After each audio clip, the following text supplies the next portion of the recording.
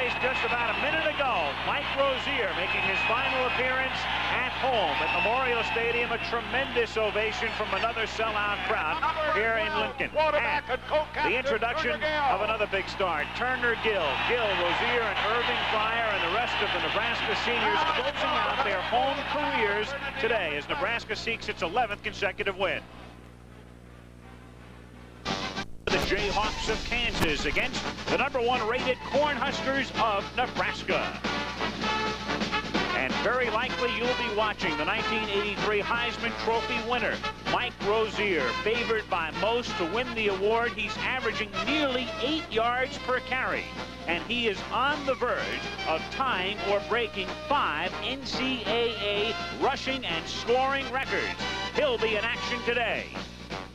And he won't be alone because they're an explosive team, perhaps the most explosive in college football history, featuring, among others, Turner Gill at quarterback and the flanker wingback number 27, Irving Fryer.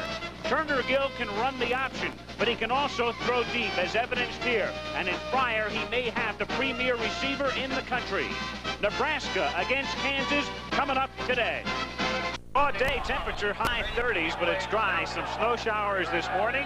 Capacity crowd, the 130th consecutive capacity crowd in this stadium as Kansas gets set to take on Nebraska. Nebraska rolling toward a certain Orange Bowl berth. I'm Al Michaels along with Lee Groscup. The big question around here is not, is Nebraska the best team in college football today? I think that's pretty obvious, but is Nebraska the best of all time? And the people around here can make a pretty good case for that. I think in terms of offensive explosion, they are the greatest college football team that I've ever seen. A lot of superlatives. Let's start with their I-back, Mike Rozier. In a word, I think he will win the Heisman Trophy this season as the greatest I-back in the country, and that's saying a lot because there's some good backs and good in Nebraska's history. Also, their quarterback, Turner Gill, maybe the best and most talented they have ever had. Irving Fryer, the wingback, I think is the best wide receiver wingback in the country and ranks right up there with Johnny Rodgers as the greatest Nebraska wingback of all time. Sort of lost in the shuffle because Nebraska's averaging 53 points a game is the fact that Kansas can score as well, and they've got a pretty good quarterback. Frank Sire has played under tremendous adversity this season because of the tragic shooting death of his father back in August, but he's had a great season, and Al, I think he is probably the most underrated quarterback in the country this year. Might be the surprise of the pro draft. Nebraska an overwhelming favorite as we get set to kick it off in Lincoln. The Jayhawks against the Huskers. And see. Nebraska will receive the opening kickoff. Jeff Smith is back deep to receive. He's returned 6 this year, averaging a little more than 17 per return. And he's back with Ricky Simmons. And to kick off for Kansas is one of the best place kickers in the country, Bruce Kohlmeyer. Soccer-style kicker as we get set to get underway in Lincoln. Nebraska closing out its home schedule. They will end their season, their regular season anyway, in 2 weeks at Oklahoma. Good deep kick, and it's fielded by Ricky Simmons a couple of yards in, and Jeff Smith says, stay there. You know what our offense can do. We'll take it at the 20-yard line. And the men who run this machine, Turner Gill, the quarterback out of Fort Worth. Then Mike Rozier, the probable Heisman winner. Mark Shaleen is a fullback who doesn't get a lot of publicity because of his heralded teammates. Irving Fryer may be the best at his position in the country, and Ricky Simmons is the split end. The Nebraska Cornhuskers averaging 52.9 points per game. Start this drive from the 20 on 1st and 10 out of the I formation. And this is Rozier slithering to the outside and slipping down at the 23. Snow showers this morning, so the turf is a little slick. Up front now you've got Benning. Grimminger is the left guard, 260-pounder. Trainowitz is the center. He's been hobbled this week, but he's in there. Steinkuhler may win the Outland Trophy and Lombardi Awards, and Reardon is the tackle. Another very good one, along with Ingebrigtsen, the tight end. Gain of 3, 2nd down and 7 from the 23-yard line, and it's the up back, Shaleen, number 25, who gains 1. And it's 3rd down and 6. Defensively, Kansas with Hardy, Cooper, Avery, Timmons, Masaniai, and Gant up front. Williams and Pless are the linebackers. Pless is a pretty good one, number 60. Man who should be in on a lot of tackles today. Coulter, Patterson, and Ziegler are the 3 defensive backs. 3rd down and 6. With Fryer in motion from the 24-yard line, and Turner Gill, who's got a fine arm to put it up. And complete for a first down, but a fumble at the 37-yard line, but it went out of bounds. Mark Saline made the grab, picked up the first down, and then fortuitously for Nebraska, fumbled the ball out of bounds. Turner Gill with a single back offense. Now the fullback is the trailing back out here in the flat. He catches the ball in the flat from Turner Gill. Mark Saline covers the ball right there, then loses it. It is stripped by Wayne Ziegler, number 18 by Kansas, but fortunately it goes out of bounds. The Huskers retain the football.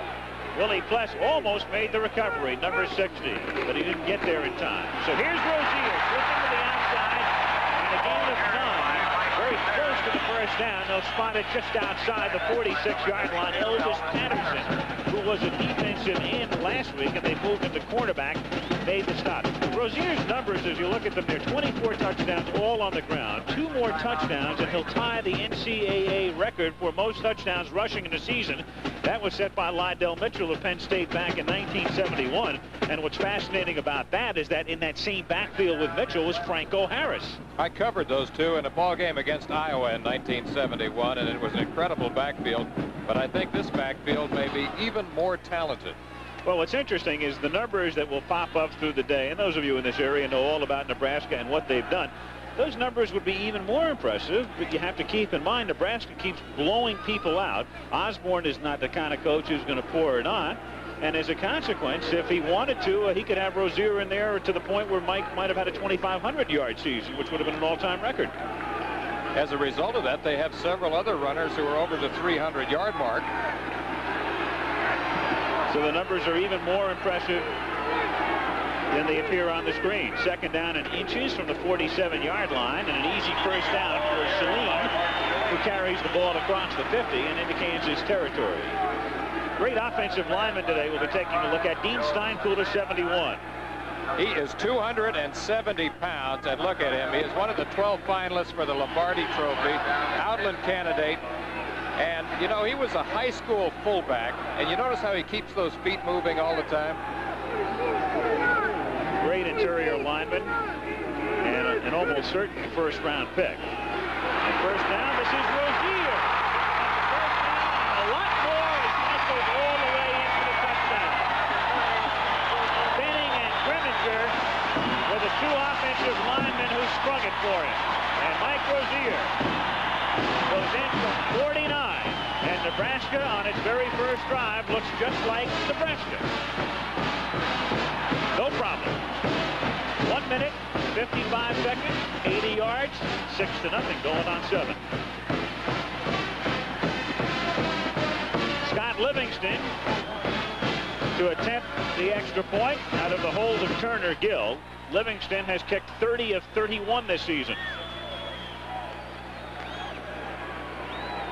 Nebraska's drive consuming 6 plays. Fumble. Gill picking it up and now looking for 2. And Turner throwing and incomplete. Out of the end zone, intended for Tim Bergan, number 32. Mike Rozier told us yesterday this is his favorite play. Look at it. It's student body left. Now it's Benning and Grimminger who make the key blocks that spring him along the left side. Then it's just a foot race to the end zone. Remember, he has 4.5 speed in the 40-yard dash. The entire backfield runs 4.5 or better. So we're underway, and Nebraska leads by a score of 6-0. All right, thank you, Jim. And as Tom Osborne charts a play for the Nebraska offense, they lead 6-0, and Nebraska kicks off with Mims taking the kick at the 10-yard line and knocked down at the 25. First and 10 for Kansas. And so they'll start their first drive from the 25, back at the 26-yard line. Frank Sire is the quarterback, a good one. There's Mims, who's taken over as the I-back. E.J. Jones is the fullback, number 39. The wideouts are Darren Green from Lawrence, and Bob Johnson is a very good wide receiver. He's caught 48 this season, averaging 19.9 per catch. They spotted at the 25-yard line. Nebraska on top by a score of 6-0. First down with 4 receivers now in this set. 2 slots and 2 wideouts, and they give it to the ace back, who is Mims, and he gains 3 out to the 28-yard line. Offensive line now for Kansas. The men will have their hands full today. Renwick Atkins from Chicago is 265. Paul Fairchild is listed at 257. Semeski is the way Benny pronounces it at 265. Casey Brown, the right guard, 260. Reggie Smith from Chicago is 260. And Sylvester Bird is the tight end.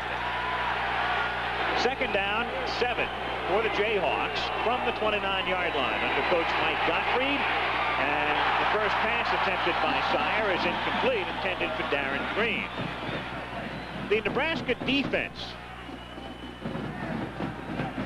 includes Weber, Herman, Tranmer, Stuckey, Strasburger, Profit, and Knox are the linebackers. Knox is a very good one, number 44. Fisher, Burke, Clark, and McCashlin are the defensive backs. Third down and 6 with the ball at the 29-yard line. Nebraska leading early, 6-0. Sire giving to Mims. He has a little bit of room, but it closes down, and he is stopped before he can get the first down by Todd Profit. Number 34 is making the first start of his career. Al, with that last run by Mike Rozier, he has now eclipsed his own personal rushing record. He now has a total of 1,719 yards. So you talked at the top of the show how he's on the verge of breaking several personal and national records. He's already broken one on his first long carry of the day. He went in from 49 for the touchdown as Clint Colborn gets set to kick, averaging a little better than 37. Fryer and Smith both go back deep for Nebraska. The kick fielded by Irving Fryer at the 19-yard line. Tries to get some blocking, but it never develops, and as a consequence, they pin him back at the 17. So the Cornhuskers take over there. 11:22 remaining in the first quarter. It's 6-0 Nebraska. Al Michaels and Lee Grosskopf at Memorial Stadium in Lincoln, Nebraska. Cold, gray day, but Nebraska on top by a score of 6-0. They have it at the 18-yard line. Turner Gill, the quarterback. To Rozier. Past the 20. Rozier nearly broke that one. He gets the first down. They stop him at the 33-yard line. Well, Bob Devaney was the coach of the 71 team. He's the AD here now. And I had this chat with Bob yesterday. Bob, the question you've been asked a lot, let me ask you to assess it at this point in the season now. This team versus the team you had in 1971, which is better? Well, it's very difficult to say at this point in the season. As you know, as the season is over, well, you can answer that better. I think offensively, this team is definitely a better team than we had in 1971. This is the most explosive offensive team I've ever seen anyplace else. And it's a great football team all the way around. But I think defensively, perhaps at this stage, the 71 team probably looked a little better. Bob Devaney, a man who should know. And I mean, that seems to be the big question around Lincoln and these parts. What's the greatest college football team of all time? It's really difficult, of course, because people these days are bigger and stronger and faster. So it's difficult to compare a team from one era with a team from another. But let's face it, this is one of the best of all time. There's little doubt about that at this point. Second down and 7 from the 37-yard line. And Rozier moves to the outside, breaks the tackle, and works his way out to the 45-yard line on the first down. He's tripped up by Wayne Ziegler. You're looking at a man who may be the first pick in the NFL draft. And I think that he's clearly the Heisman Trophy favorite right now by a long ways. Getting back to Bob Devaney and Johnny Rodgers, I think Johnny Rodgers is still the most exciting football player that Nebraska has ever had. Some of his numbers have been surpassed, but in terms of just offensive excitement, he was a threat every time he touched the football. Crowd-pleasing player. Rozier taking the pitch and looks for room inside. There's a fumble, and let's see who's got it at the 42-yard line. With Nebraska on top 6-0, they maintain possession. One of the offensive linemen alertly was able to backtrack and get in there. And as they unpile, it turns out to be the tight end, Monty Ingebrigtsen, number 83, who makes the recovery.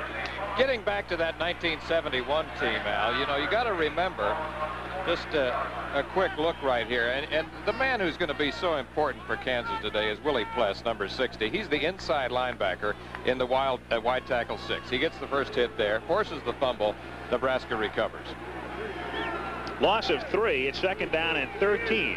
Huskers from the 42-yard line. Turner Gill. There's a flag thrown.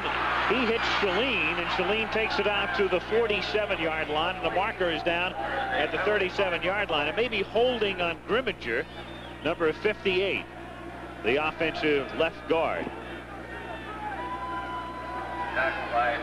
So we'll wait for the call. And the officials, all out of the Big 8 conference, of course, are headed today by the referee, John McClintock. Holding is the call against Nebraska. We believe it was Grimminger. Interesting story. I mean, fable has it anyway that Grimminger is a very ornery type. He is a junior from Grand Island, Nebraska, and a fellow who at one point in his career did not take a shower for 3 weeks. Oh, boy. That would make you ornery. It would. It would blow a few defensive linemen right out of there without any contact, in fact. You know, getting back to the 1971 team and to amplify on what Bob Devaney had to say, Al, let's listen here for a moment. Holding penalty on the offense. Still second down. To get back to the 1971 team, and maybe I'll finish this story by the end of the second quarter. Could be. They had 2 outland players on that team in Jacobson and Glover, and they also had Willie Harper on that team, who went on and still playing in the pros now. So that's some indication of how powerful they were defensively. On second down and 23, Gill is going deep, and it's incomplete at the 35-yard line. Todd Frayne, number 80, couldn't hold on to it. It's interesting, around the country, for some folks who haven't seen Nebraska, they think about Rozier and Fryer. They think of Gill as an option quarterback without much of an arm, but that's a fallacy. Look at this as he throws his tight end, Todd Frayne, number 80, to the post, and that was a very catchable pass. You don't see Turner Gill throw that many bad passes. In fact, his passing efficiency is number 1 in the country, 166.5, and that would put him ahead of Steve Young. However, he hasn't thrown enough time. On third and 23 on the option, Gill has a lot of open space, and Turner takes it out past the 40-yard line, but shy of a first down. They'll spot it at the 41. Travis Hardy made the stop. So thanks in good measure to the penalty, the holding call, Kansas is able to hold Nebraska on this drive with 8 minutes and 37 seconds remaining in the first quarter. The Cornhuskers will have to punt. Scott Livingston, who is their place kicker as well as their punter, averaging 41.6 this season. Darren Green has dropped back as the single safety for Kansas at the 20-yard line. Snap is good, and the kick is a high kick, not a whole lot of distance, and a fair catch is called for and made at the 15-yard line by Darren Green, number 22. 42-yard punt. It's 6-0 Huskers. Series record is reflected there. Nebraska with a big edge. And Nebraska's won 14 straight. Kansas has not beaten the Huskers since 1968. First down for Kansas from the 16-yard line. Sire on a short roll to the right, throwing complete out to the 30-yard line to Bob Johnson, number 88. Johnson making his 49th catch of the season. And that ties the Kansas record held by Emmett Edwards to this point. On the right, Frank Sire. On the left, Bob Johnson, number 88, who's playing with pain today. Shoulder separation. He is showing you there that he has a lot of courage and the ability to catch that football in traffic. Johnson has also just set a Big 8 single season record for yards. 971 receiving yards this season for Johnson. So at the 30-yard line, Sire goes back to pass, tries to set up the screen, and after pumping, tries to set it up. And he was fortunate that the pass didn't get there, because E.J. Jones would have been buried right away. Second down and 10. Well, Lee, you touched on it on the open, and we're not going to belabor the point. I think a lot of people, obviously in this area, know about Sire, know about the personal tragedy with his father, who had moved from California to Lawrence, Kansas, murdered in late August. So it's been a very trying year for Frank. He did have the greatest moment of his career against Southern California, of course, when they went out to Los Angeles and upset the Trojans earlier this year. Draw play, Mims, some room through the middle, and he exploits it as he gets out to close to the 40-yard line. He's stopped there by Mike McCashlin, number 2. So the Jayhawks trying to put together a drive. Now, Texas was down 14-3 at one point. They've come back. It's 14-12. So a major upset, though, in the making possibly there. SMU ranked 7th, leading Texas Tech 6-0. In the second quarter. Illinois, with a victory today, goes to the Rose Bowl officially. They're leading, and Ohio State is routing Northwestern. On third down and short, not a whole lot of room through the middle. Sire carrying himself, and we'll see where they spot it. The yardstick is right on the 40-yard line. Maybe just a tad past the 40. We'll see. In any event, it appears to be close enough for a measurement. Missouri at the half, leading Oklahoma State. Oklahoma at the half, rebounding after last week's loss to Missouri. Kansas State at halftime, leading Iowa State by a score of 20-12. And as you can see, Kansas has come up just short on Sire's sneak, so they'll be forced to kick with 7 minutes and 3 seconds remaining in the first quarter.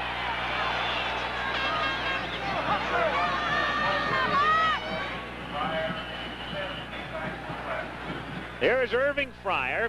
He's back to receive along with Jeff Smith. Clint Colborn to do the punting. Nebraska on top 6-0.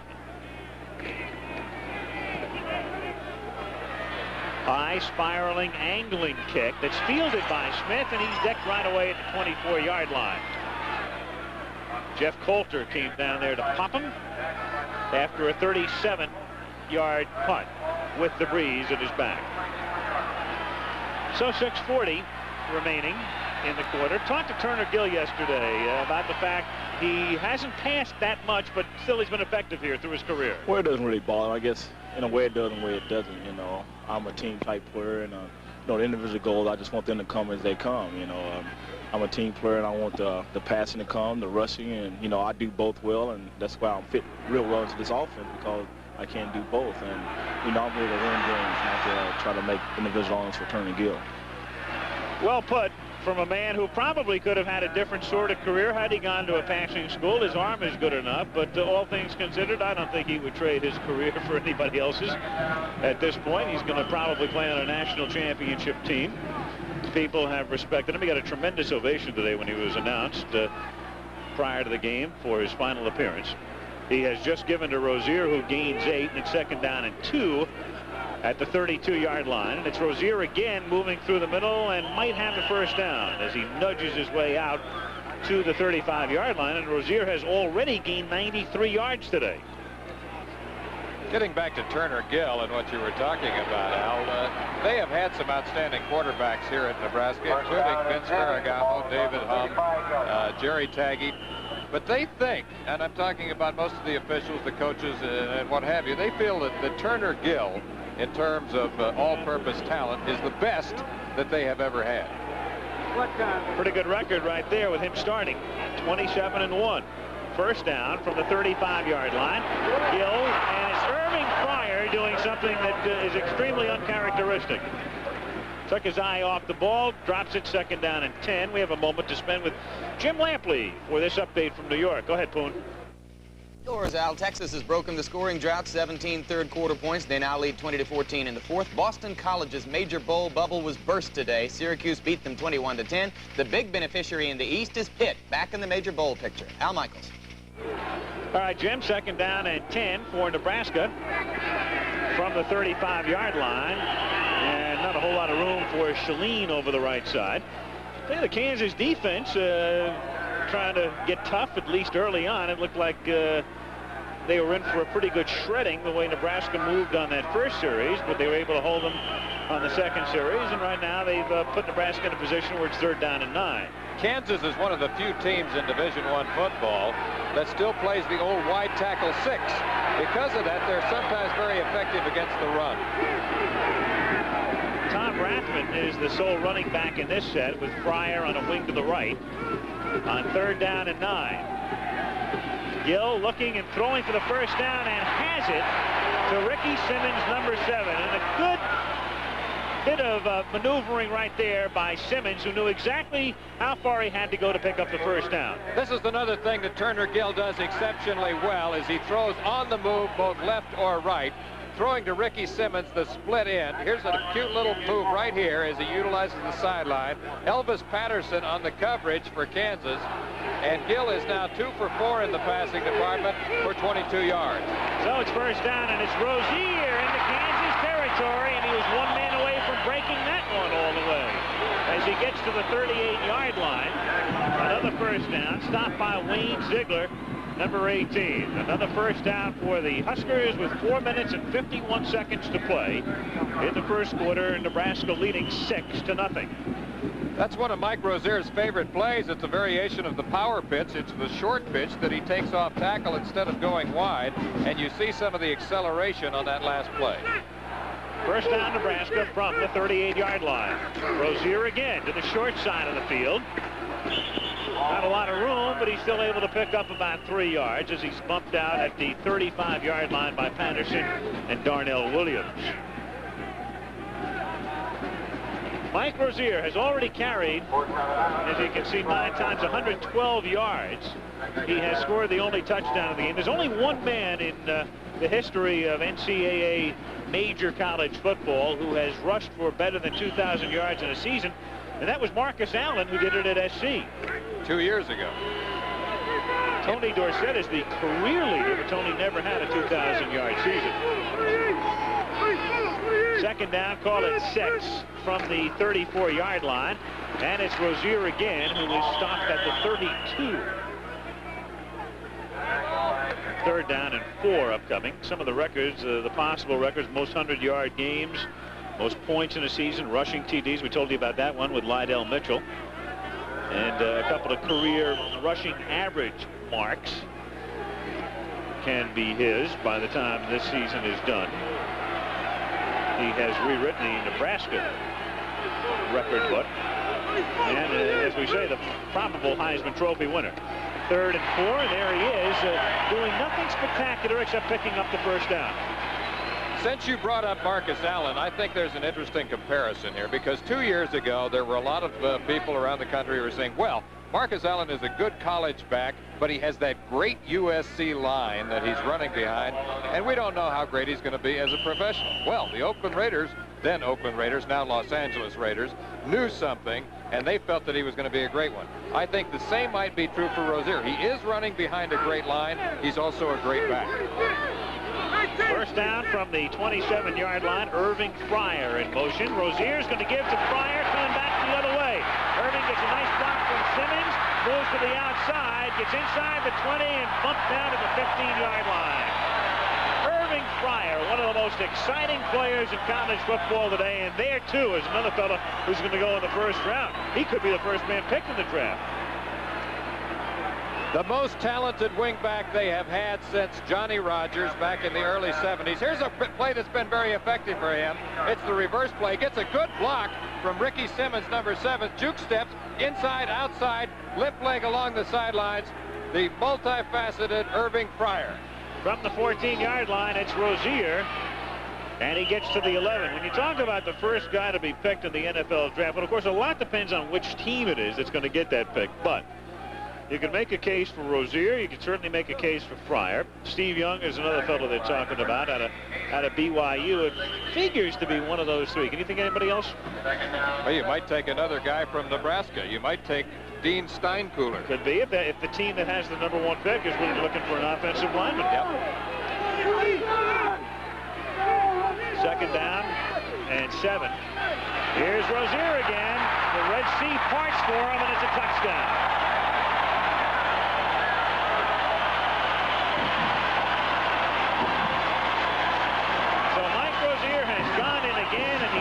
has Lydell Mitchell's NCAA record, 26 rushing touchdowns in a season, and this man still has a full game plus 3/4 of this one to go. Misdirection look in the backfield, and look at the blocking here by number 58, Harry Grimminger, leading the way. Rozier, you see some of the power that he has. What he is so good at is that he is both effective as an inside and outside runner. Mike Rozier, this game is 12 minutes and 12 seconds old, and Nebraska will go for 2. Rozier has already rushed for 135 yards. So they'll go for 2 and turn to Gill. Thought about running it in, but then he sees fire and completes it to Irving for the 2 points. So Gill had mishandled the snap, thus they had only 6. They decided to go for 2 to make it 14, and that's what happens. 2:48 to go in the quarter. Huskers by 2 touchdowns. There it is, the lineup next Saturday on Wide World of Sports at 5 o'clock. 4 o'clock Central Time. Weightlifting and figure skating. 14-0 in favor of the Huskers as Scott Livingston kicks off. Floating kick into the breeze, fielded at the 12 by Mims. And out he comes to about the 25-yard line where Mike McCashlin, number 2, makes the tackle. Mike Rozier, what a start he has, and in the last 3 quarters he has totaled 299 yards.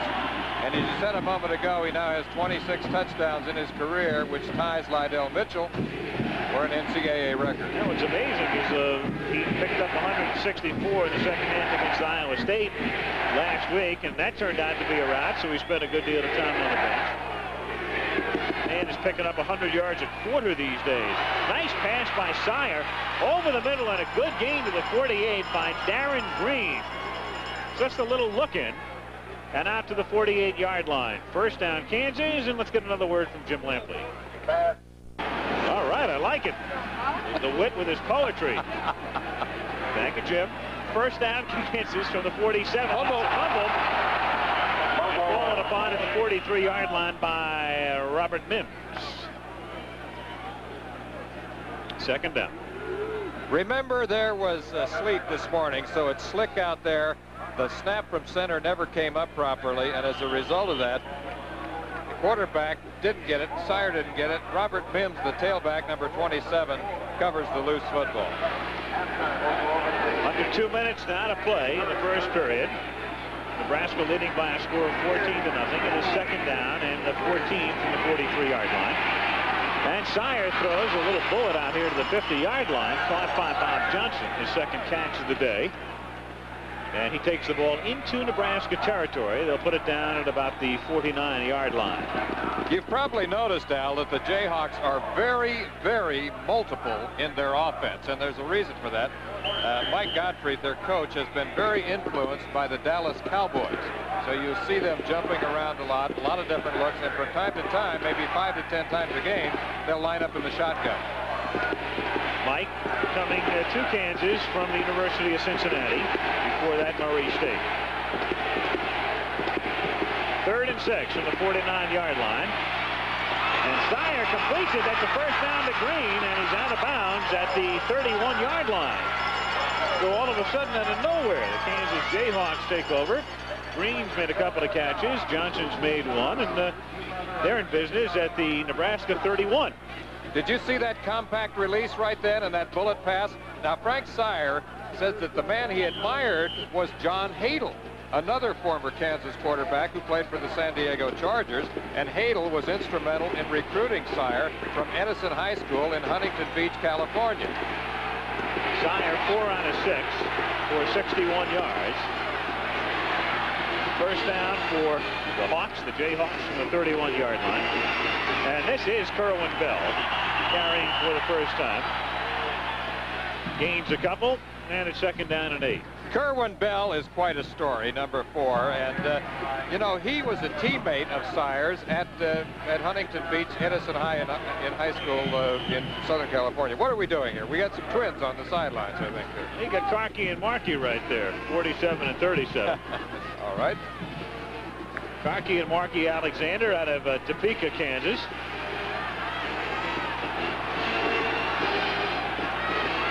Second down and 7 from the 28-yard line as Sire goes back to pass. And it's intercepted at the 17 by Scott Strasburger. Scott Strasburger intercepting, and a man who turned down an academic scholarship to Dartmouth. There's a penalty marker down, but it's against Kansas, so the play will count. Could have gone to Dartmouth, but he wanted to stay home. Illegal use of hands on the offense. From the quarterback's viewpoint, the end zone right here, you see that Sire is setting up and trying to find Darren Green, number 22. Now, Scott Strasburger, the stand-up end, is right in front there, and he forced that ball into coverage. That's one of the things he's going to have to learn if he wants to play professional football. That's one of the don'ts. First down for Nebraska from the 17-yard line. Jeff Smith is the I-back. Irving Fryer goes in motion. And this is Smith taking it out to the 21-yard line. Willie Pless and Travis Hardy made the stop. Great thing about being a backup tailback in Nebraska is that you see a lot of activity. We've talked about this young man right here. Willie Pless, number 60, is the middle linebacker in the wide tackle 6, far and away the leading tackler on the team. What he does very well is that he reads the offense so effectively, so he instinctively is right in the right position at the right time. On second down and 6, Mark Shalene takes it out to the 23-yard line, and that should be the final play of the first quarter as the clock ticks down. Right now it says 5 seconds to go. So as the ad says, as the commercial goes, no surprises. In the first quarter, it's been all Nebraska. They're number 1, and they lead as we go to period 2 by a score of 14-0. Mike Gottfried is in his first season at Kansas, took over for Don Fambraw, and his 6-year career record there includes his stints at Murray State, at Cincinnati, and his record thus far this season, which is 3-5-1. We start the second quarter. This is Al Michaels with Lee Groscup and Lincoln.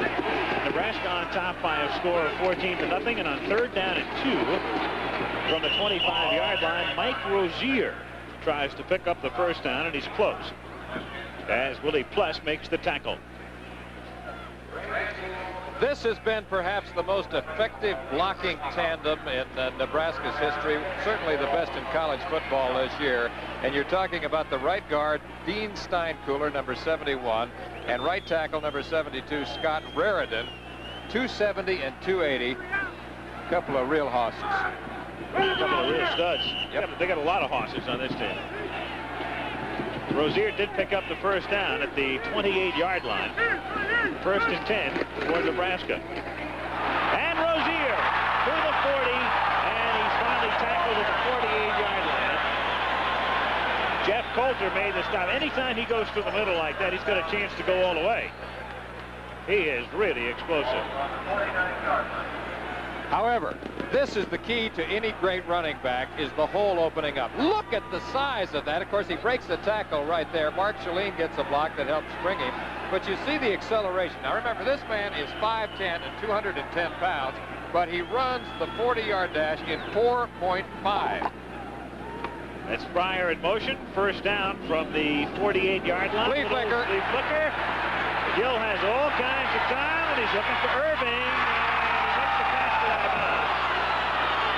Jeff Coulter was right with him. Just out of bounds. A play that we saw in part of our opening, part of our pregame show, the flea flicker. Now, Tom Osborne is essentially a fundamentalist, but he has always liked gadget plays. Now, here's the consummate flea flicker. A pitch to the tailback, a lateral back to the quarterback, good blocking, good protection. Irving running a fly pattern, but obviously he's out of bounds. The good coverage there by Jeff Coulter, number 33 for Kansas. And you can see there's absolutely no reason for that call to be disputed. On second down and 10, Turner Gill throwing, and it's complete to the 43 of Kansas. Rashean Swanson makes the catch. They can really move in this backfield at Nebraska. There are the speeds at which the fellas have been timed.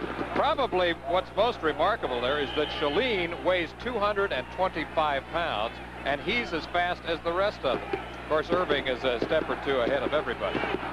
Irving's almost world class. Yep. Third and inches, Rozier. A first down, maybe a touchdown. No. He was tripped up on a touchdown-saving tackle by Elvis Patterson, number 32. And the block of Shalene was the one that sprung him. Mike Rozier.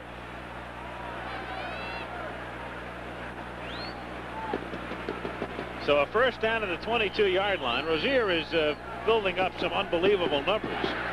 181 yards, and we're only a few minutes into the second quarter. The game isn't even 17 minutes old. He's going to add a couple of more yards here. He gets inside the 20 to the 18, and Rod Timmons makes the stop.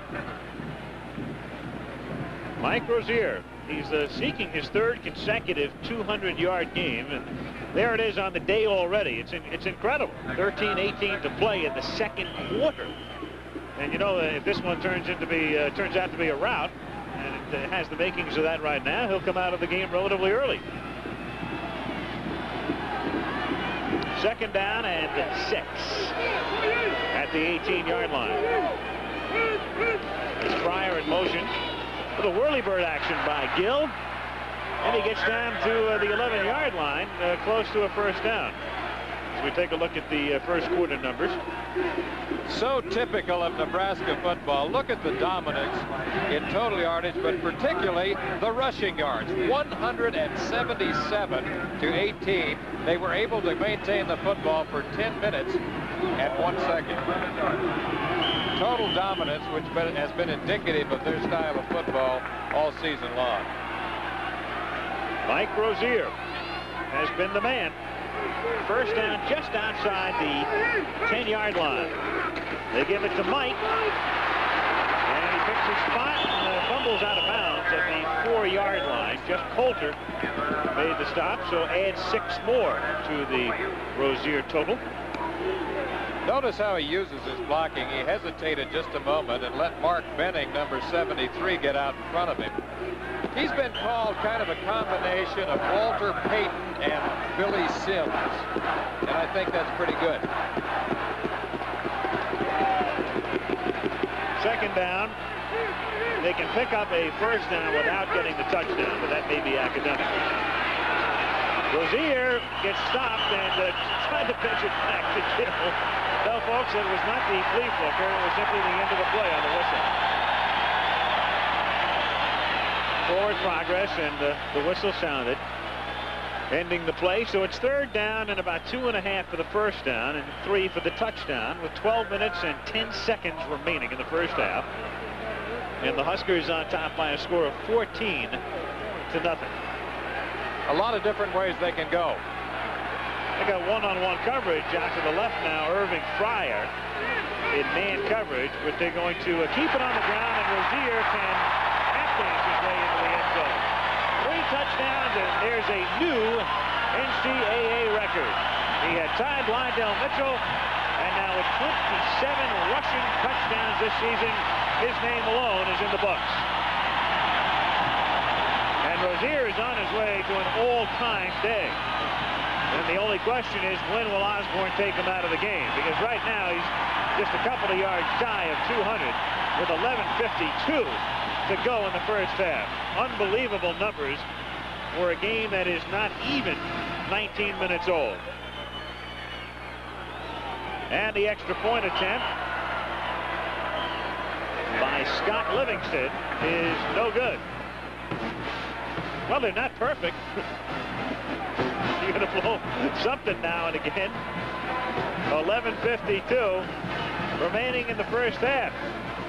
Are they really number one? Or are they ever? 20-0, Nebraska. One of the reasons Nebraska is so effective on their going-in plays is they have 3 different ways they can score: fullback, tailback, quarterback. And you see Turner Gill doing something that he has done so exceptionally well, and that is read, a quick read on the option play, pitching to the trailing back, the I-back, Mike Rozier with perfect timing, and he just does a little tap dance into the end zone. Didn't even have to do a whirly-bird that time. No, didn't have to imitate Steve Davis or anybody like him. Nebraska to kick off. Scott Livingston kicks it into the end zone, and it's a fumble there. And it will be a touchback with the ball coming out to the 20-yard line.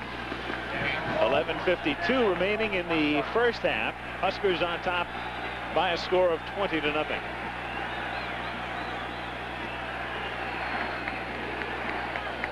A reminder on Monday night, there's the matchup. The Los Angeles Rams under John Robinson head to Atlanta to meet the Falcons. Good matchup. 9 o'clock Eastern time on Monday Night Football. Ferragamo, Bartkowski. Interesting. Ferragamo used to play here, of course. And the reason he left Cal was because of Bartkowski. On first down, it's tipped and intercepted at the 40-yard line. Inside the 30 comes Dave Burke, and he's dropped at the 17-yard line. Bob Johnson, the intended receiver. Mike Knox, the linebacker, 44, was the man who tipped it. And there's the interceptor, Dave Burke, his third of the season. Sire suffering his second interception, looking downfield, tipped by Knox. Now watch Dave Burke come into your picture, number 33, and you see, look at this. Look how Nebraska reacts defensively now once they see the interception. You see some of the downfield blocking that has become a tradition of Nebraska football, and once again they have ideal field position. And Rozier is in there again at the 17-yard line. They fake it to Mike. He's looking for Simmons. He is open, and Gill bounces it to him. Ricky Simmons had got completely open as you look at Dave Burke, who made that interception. Good job, Dave. Amazing thing about Nebraska, though, is that here's a team that can afford to blow obvious touchdowns, as was the case there. Gill can make that mistake, but you get the feeling that in about another minute and a half they're going to be in the end zone anyway. You feel that they can score any time from any place on the field because of all of the talent they have. Totally at will. Second down and 10 with Fryer in motion from the 17-yard line. Again, we've got the whirlybird action and the pitch to Rozier, and Rozier breaks tackles and scores his fourth touchdown of the game.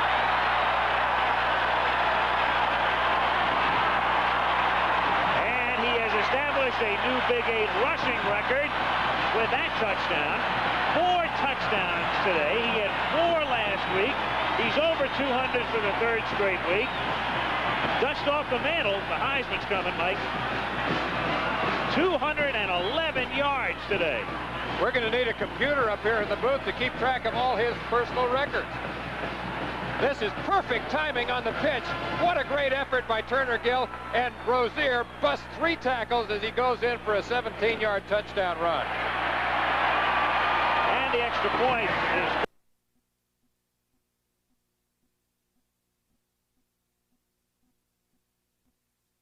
and a half. What a 27-0.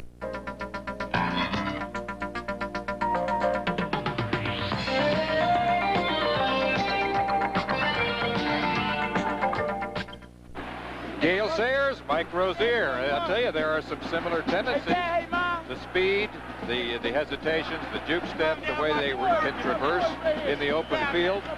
Also both effective as receivers. Mike Rozier is a complete football player. He does it all. 27-0, and the kick goes into the end zone. Down there by Mims.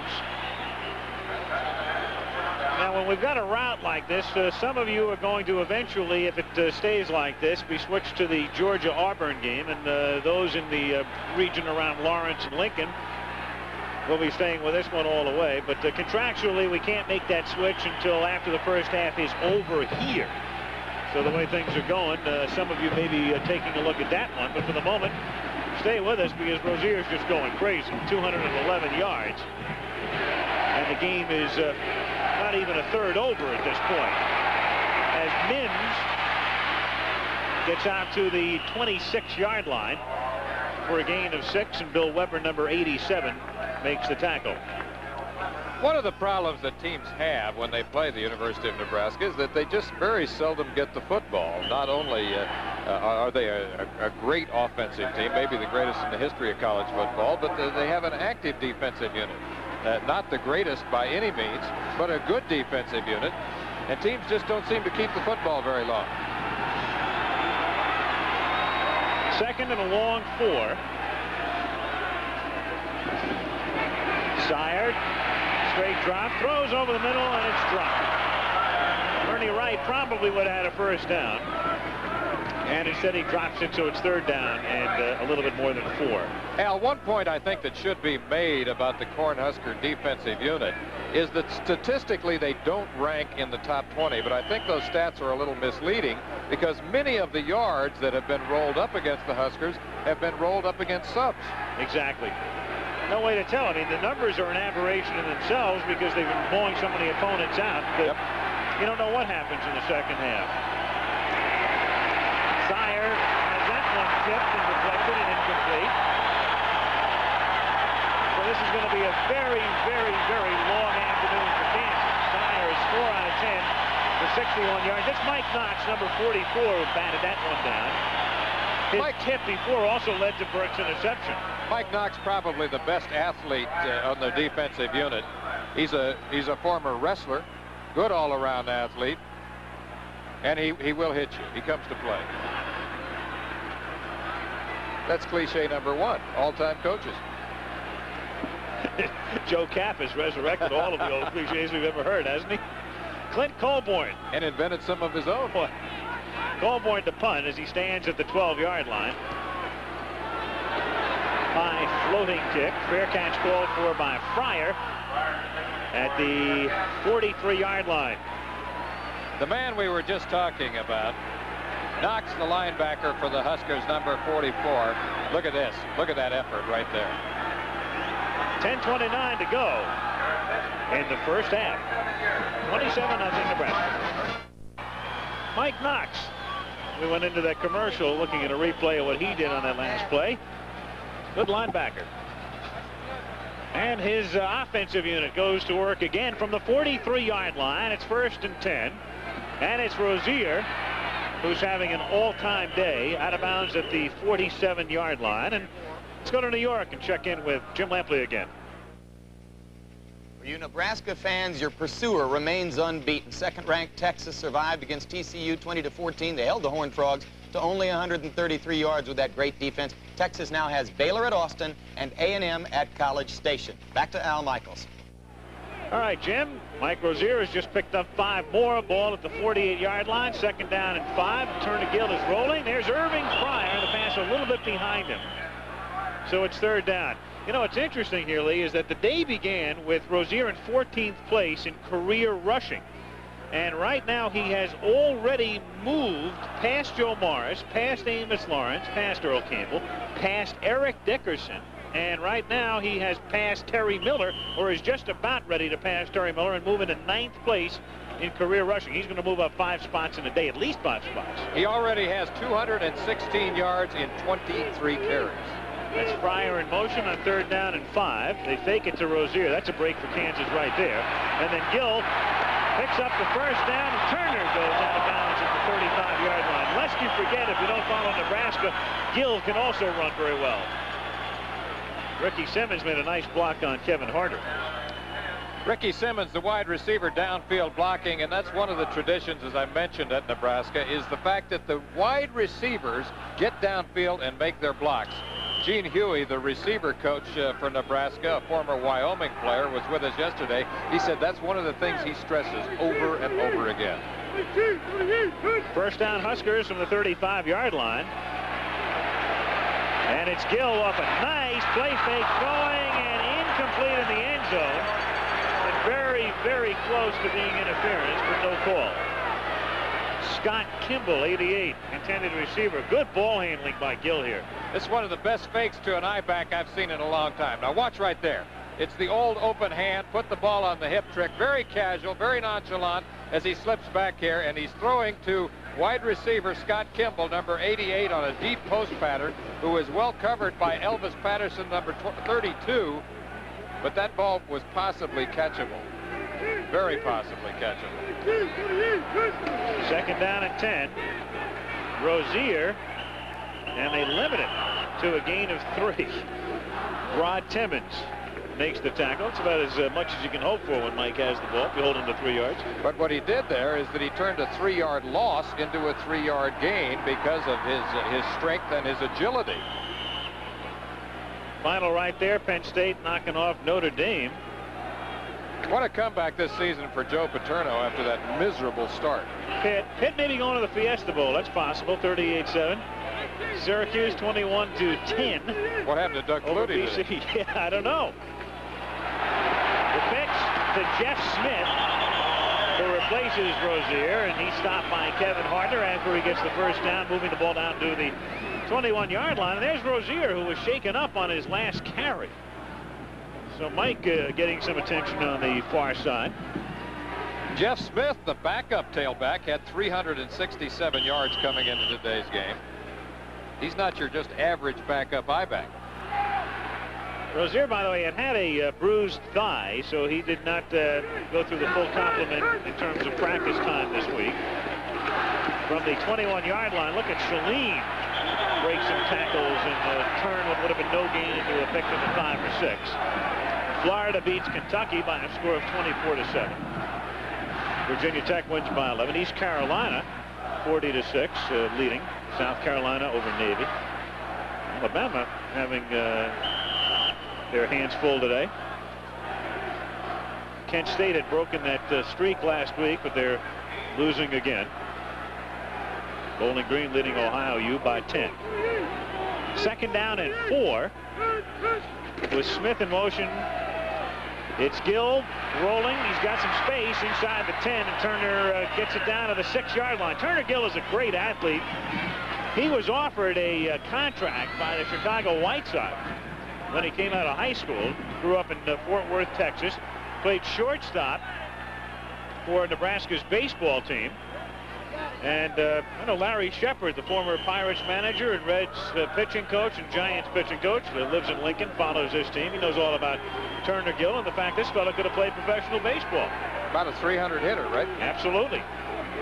First down, goal to go from the 6-yard line, and it's Shalene moving into the end zone for a touchdown. His body's bouncing left and right off Shalene as he goes in. 33-0 Nebraska. When you talk about horses, you got to talk about Mark Shalene, 225 pounds. But you know, at one time, he had built himself up to 250 pounds as a power lifter when he was at the University of Nebraska, Omaha, transferred back here, slimmed down, and now I think he's amazing, Al, because at 225 pounds, he's able to run the 40-yard dash in 4.5. He, too, could be a first-round pick for the pros. They're going to go to their backup kicker, Mark Hagerman, to attempt the extra point. And the kick is good. 8:05 remaining in the first half. 34-0. Nebraska leading by a score of 34-0. By the way, they'll probably make it official after the game that Nebraska will be going to the Orange Bowl.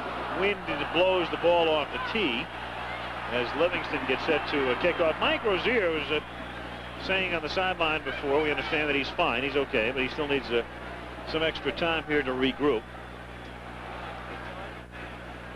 And Mike, of course, has had a day and a half in a quarter and a half. A day and a half? Day and a half from a horse and a half. That's right.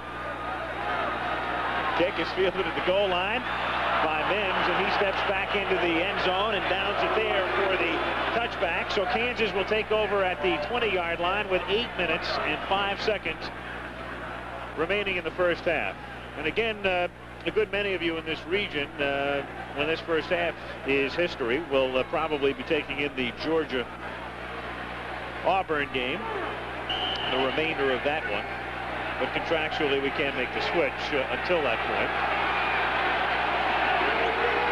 First down for Kansas from the 20-yard line. Out past the 30 and a first down as Darren Green makes the catch, takes it out to the 35, pickup of 15. Hogs lead 9-3 in the third quarter. Suey Pig, Suey Pig. Bears leading Rice by 21. And Arizona making it tough on UCLA to get to Pasadena. Utah over Utah State. Lee Grosskopf's alma mater doing it without him. All right. Cal leading Washington State 6-0 second quarter. First and 10 from the 35-yard line. Fumble. Sire is able to pick it up and take it out to the 37-yard line. Starting to sprinkle again here. Woke up this morning and the cars outside were glazy. Some snow showers in the Lincoln area this morning. What's the wind chill factor right now? Not that bad. Oregon leading Stanford. Paul Wiggin, of course, has resigned under pressure, and he'll be gone at the end of the season. Temperature, I guess, is about 38 degrees as you look at Steinkuhler. Dean Steinkuhler, the offensive guard. 2nd down and 8. Got flags thrown. Contact was made on the line. And Mims fakes the pass and gets it out to the 43-yard line. It looked like Mike Tranmer, number 64, in the middle, was a little anxious.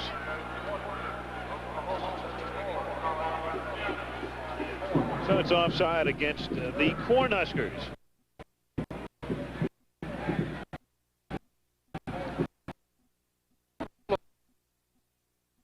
A cold, wet day like this can sometimes be the case. 6 minutes and 57 seconds remaining in the first half. But true Cornhusker fans will tell us that this isn't really even cold yet. No. No. I don't think they consider it. Excuse me. Well, one thing about it, it's a lot warmer when your team is number 1.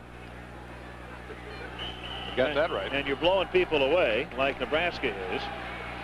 They are off next week, are the Huskers, and then they'll go to Norman Thanksgiving weekend to close out the regular season prior to going to the Orange Bowl, the way it looks right now.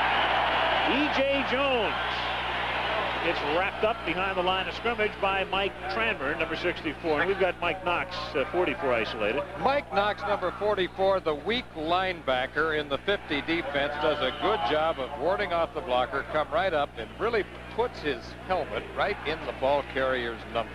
And he has been far and away the most tenacious linebacker for them. Backup quarterback Nate Mason is throwing on the side. We will see him, if not before the end of the half. Certainly a good deal, I would suppose, in the second half. A lot of pressure on Sire. That's intercepted by Brett Clark. And Clark gets inside the 40 and is run out of bounds near the 30-yard line. Brett Clark, 6'2", 200-pound junior, makes his 5th interception of the season. That's the 3rd time that Sire has been picked off today. Brett Clark is probably the best athlete in the secondary for the Huskers. 37 tackles coming into today's game. As you mentioned, his 5th interception. Good pressure applied by inside linebacker Mike Knox, once again forcing the interception. So a first down, and Mason is in there as the quarterback. Pitching it back. And Mike Rozier takes it to the 30-yard line. There is that man that we just talked about. Safety man Brett Clark, number 10, 200-pounder. Here's another guy that could become an NFL player. Excellent speed, good range, good hitting ability. He's a player. I'm just sitting here, I'm wondering, what do you think would happen if Nebraska played the Oilers or the Buccaneers? A lot of people have speculated that. Yeah. Or some teams in the United States Football League. Or even some decent NFL teams, I'm wondering. Yep. 2nd down and 7. Rozier was in motion, and on the wing back around it is Irving Fryer, who takes it inside the 25 to the 23-yard line. Irving Fryer is a man who has carried the ball 20 times this season coming into this game.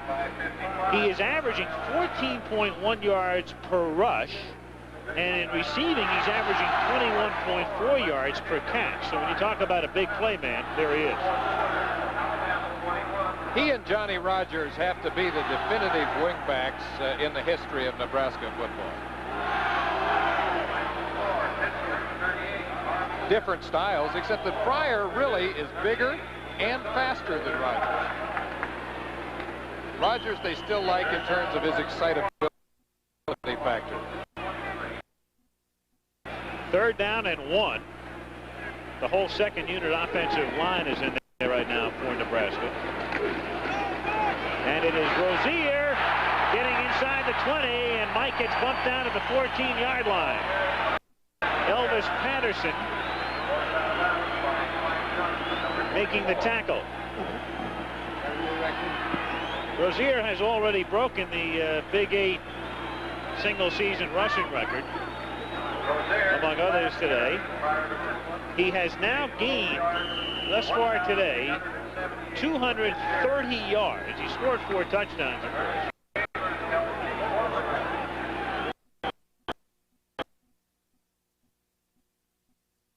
Mason, the quarterback. Mason drops the ball, and a big scramble for it. He's under a pile of white shirts. Kansas thinks they have it.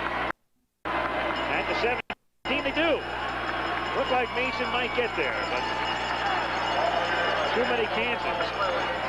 Len Gant, number 51, cradles it for the recovery with 4:34 to go in the first half, and Nebraska leading by a score of 34-0.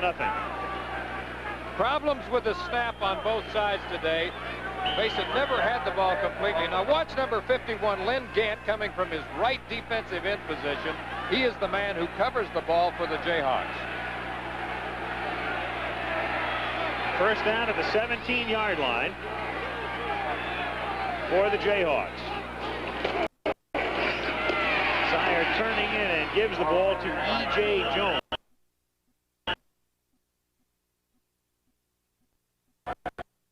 Makes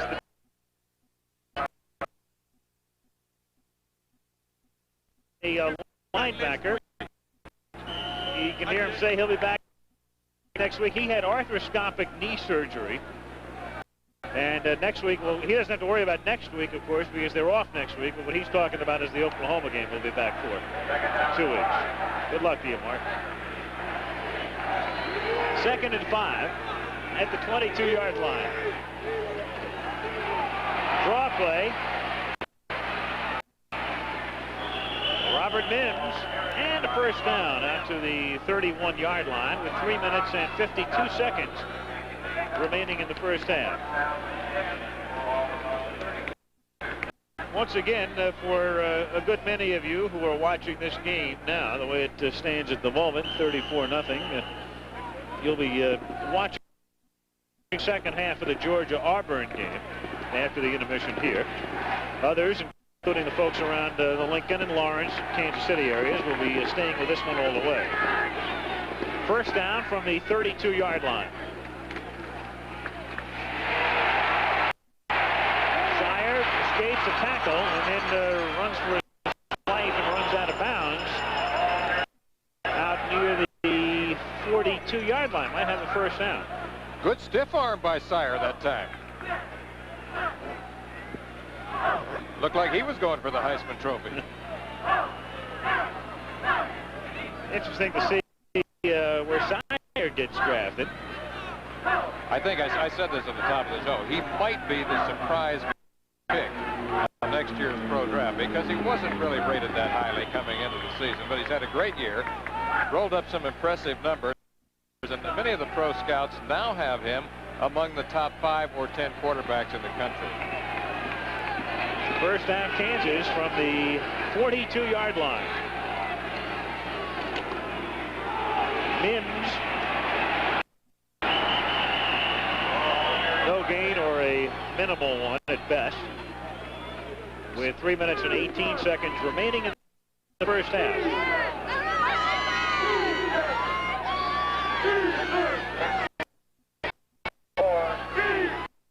Totally second down. Reminder, ABC's Wide World of Sports next Saturday, International Professional Figure Skating from New York. Janet Lynn, Robin Cousins, Tyler Cranston in that one. And the World Weightlifting Championships, which our good buddy Bob Beatty covered in Moscow recently, will be on next week. Second down and 10. Sire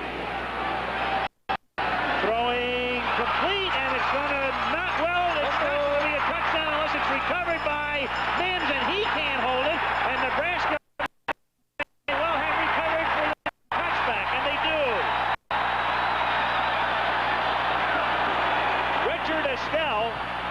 was the man who made the catch.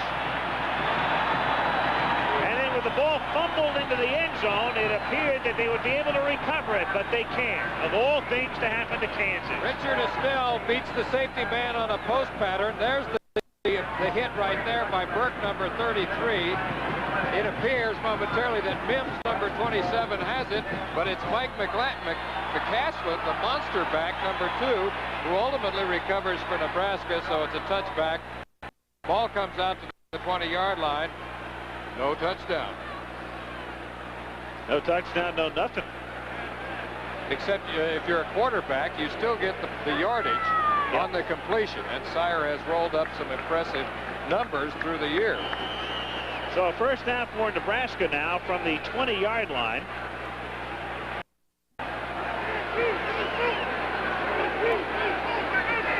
And Turner Gill is back in there, and he turns and he gives the ball to Tom Rathman, sophomore from Grand Island, Nebraska,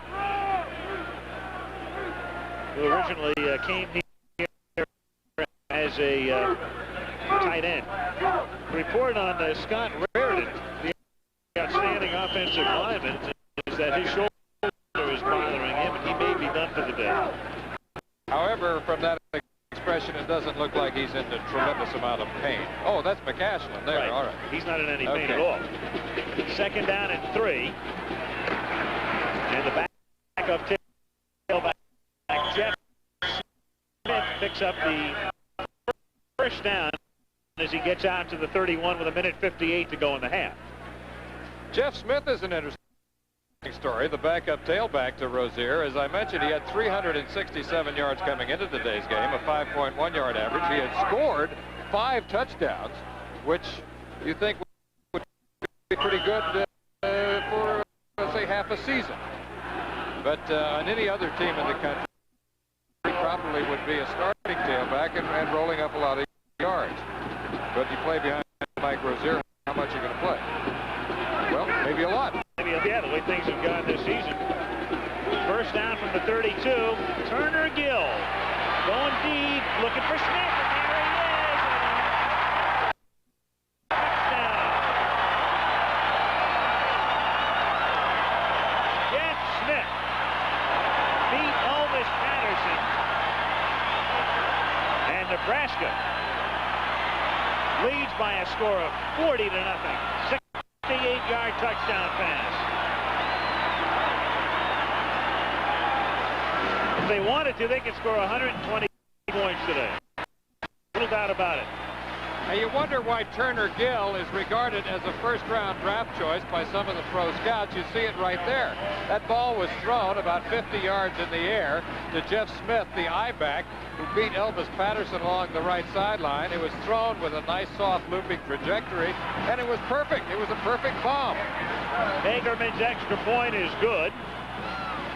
And with 1:34 remaining in the half, it is 41-0 in favor of the Cornhuskers. They scored 41 points in 1 quarter against Colorado earlier this year. I'll tell you, I'd like to find out who it is. What is it, the AT Bowl, where a couple of guys are still voting Texas as #1? I'm not going to diminish what the Longhorns have done. That's a fine football team. But I don't know how anybody in their right mind cannot have this team on top. You know, they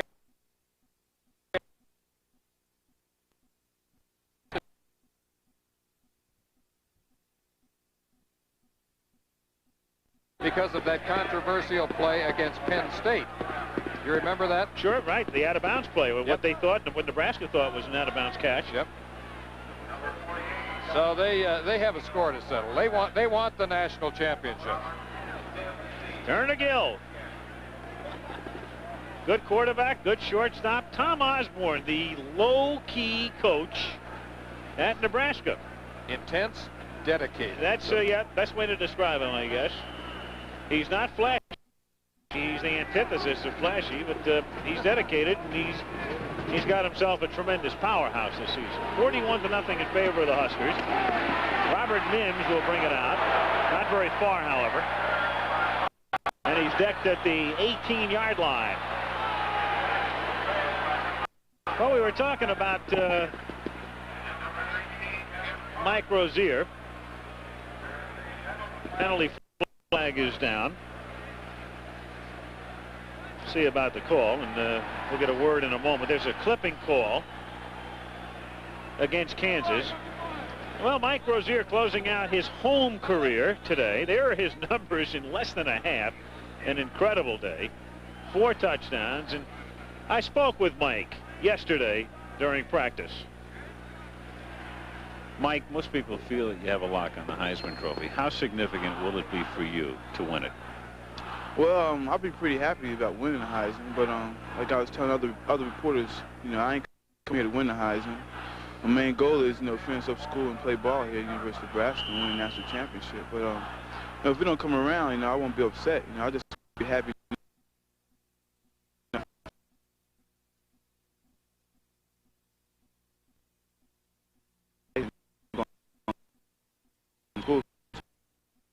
Mike Rozier talking about his Heisman prospects. If you're a betting man, go out and put down $5 on it. He's got a lock on it. Mims carries for no gains. 5? Is that all you're going to put down? Oh, that's, you know, we're talking about a nominal sum here, right? How about? Well, inning in the first half, Nebraska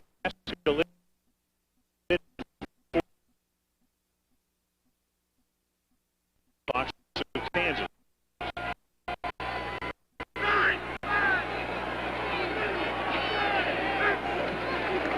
Sire, draw play, Mims, and he's just buried at the 8-yard line. In my heart of hearts, something tells me Kansas will not be using its timeouts here in the first half. Excellent observation. You're exactly right. And listen, you know, Haas, before we go away, and we may lose our regional audience here in the second half, I just want to wish you happy birthday. Oh, hey, listen. Happy birthday.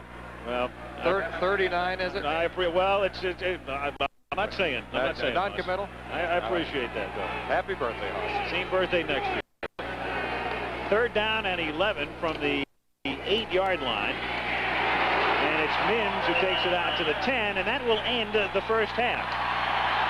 So the big question is, will the Jayhawks reappear for the second half? You can hardly blame them if they don't. Well, they'll be back, so will we. It's halftime, 41-0 Nebraska. Back after this message about an upcoming show on ABC and a word from your local stations.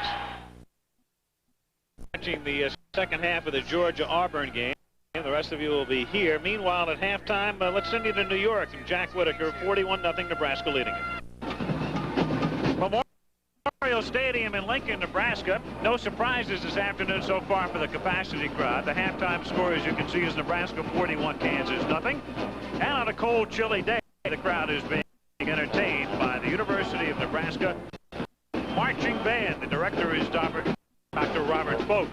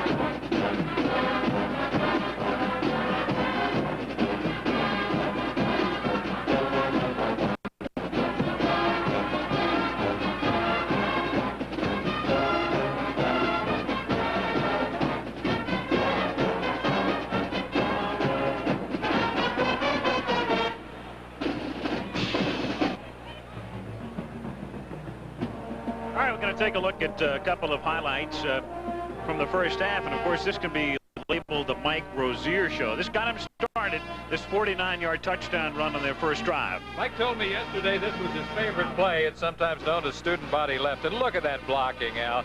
You said earlier the Red Sea parted for this man, and along the left sideline he goes. By this time, it's just a foot race, and remember, he has 4.5 speed in the 40-yard dash. In he goes for his first touchdown of the day. We're going to show you his third touchdown. This broke Lydell Mitchell's record, the 27th rushing touchdown this season for Rozier right here. And that goes back to 1971 when Lydell was in the same backfield with Franco Harris at Penn State. All he does after the pitch is coast into the end zone. Rozier scoring 4 touchdowns in the first half. Shalene also scored from 6 yards out, and Jeff Smith on a long bomb here from Turner Gill. This was impressive. Look at this ball thrown with a soft looping for Gill to back up I-back Jeff Smith. And that was about as perfect a pass as you're going to see, Al. And, you know, we've talked about the fact that Nebraska has possibly 4 or 5 first-round draft picks. And Turner Gill is one of the guys who's considered that. And normally you wouldn't think of a guy, say 5'11", 6 foot, who is as versatile as he is, as a typical pro back. But I think the NFL scouts are rating him a lot higher than he was rated at the top of the season. You know what's really impressive, too, Lee, is as we look at this team, they are the top priority on every other team's schedule. They point for Nebraska. And yet there is absolutely nothing that any of their opponents have really been able to do this season. Outside of that one game, Oklahoma State somehow lost only 14-10. Missouri thought they were in the game, and they were for a while, and a couple of breaks may have changed it around. But when it was said and done, Missouri lost by 2 to 3 touchdowns anyway. They have just been destroying people. This is a great team, obviously. Well, they were a 41-point favorite in this game, and if you look at the scoreboard now, it's 41-zip. I think Mike Gottfried had a terrific line. He said, "This is David versus Goliath, only this time there's no slingshot." The question also comes to mind. I was just listening to our producer, Kurt Gowdy, who was filling me in on something. I assume you had a decent line right there. I said it was David versus Goliath, but with no slingshot. Thank you for the replay. Is this the best team you've ever seen? I would say it certainly is the best offensive team I have ever seen in all the years that I've been covering college football. 41-0 at the half. Second half kickoff coming right up. At the half. Second half kickoff coming right up. Teams are coming back out onto the field for the start of the second half. Now, there are the halftime statistics, and very little, of course, in the way of a parity, you might say. 346 yards on the ground for Nebraska in one half. It may be the quintessential non-parity first half, indeed. Now, look, teams historically who run the best and defend against the run are the teams who win most consistently. And if you looked at the numbers that are reflected there, you see exactly that is the case in the first half for the Huskers. Well, there is Mike Gottfried. Now, what in the world does a coach whose team trails 41-0 at the half? Well, he told me yesterday that they would have to play Nebraska the entire length of the field, which euphemistically is a way of saying that they have to stop the big play. Now, obviously, they haven't been able to do that at all in the first half. Now, what he's going to have to do in the second half is that he's going to have to come out and play catch-up football the whole time. Look at the numbers here on Mike Rozier in the first half. That's what he's done so far. And as you can see, with 1,888 yards now, he figures to go over the 2,000 mark. He would need 112, and let's assume he won't play in the second half here, that he's done for the day. 41-0 is the score. 112 should be a routine afternoon, even against a team like Oklahoma, and that's the game remaining on Nebraska's regular season schedule. Also, keep in mind, Nebraska playing one extra game this year. They were given the exemption to play in that kickoff classic that opened up the season at East Rutherford, New Jersey, when they bombed Penn State. So here we go. We start the second half to kick things off for Nebraska. Scott Livingston, number 48, booting with the wind at his back in the dusk in Lincoln. And it's fielded at the 10-yard line. And out to the 14 comes Darren Green, who gets dropped at that spot. Now, the Nebraska defensive line features Bill Weber, who is 6'1", 210. Doug Herman is a good one. They picked him up out of South Dakota. Mike Tranmer is the nose guard. Rob Stuckey, 6'3", 250-pounder. Scott Strasburger, we talked about him earlier. He had a chance to go to Dartmouth. Todd Proffitt making his first ever start, and Mike Knox had a fine first half. 1st and 10 for the Kansas Jayhawks from the 14-yard line as we start the third quarter. Sire to throw. And bounces one, incomplete, intended for Green. The defensive backfield, Todd Fisher from Omaha. Dave Burke had an interception in the first half. So did Brett Clark, the strong safety. And the free safety is Mike McCashlin. Also known as the monster back in the 50 defense. And it's a defense that's pitching a shutout to this point, with Nebraska on top 41-0. Second down 10. Sire, the quarterback. Double slot formation. Sends 4 receivers into the pattern. We've got 2 penalty flags down. Pass is batted down by Doug Herman. So third down. Looked like one of the wideouts for Kansas was unsure the play was perhaps illegal procedure. That is the call. Flanker to the right, signaling to the man to the left to move out even further as you look at the Kansas offensive backfield.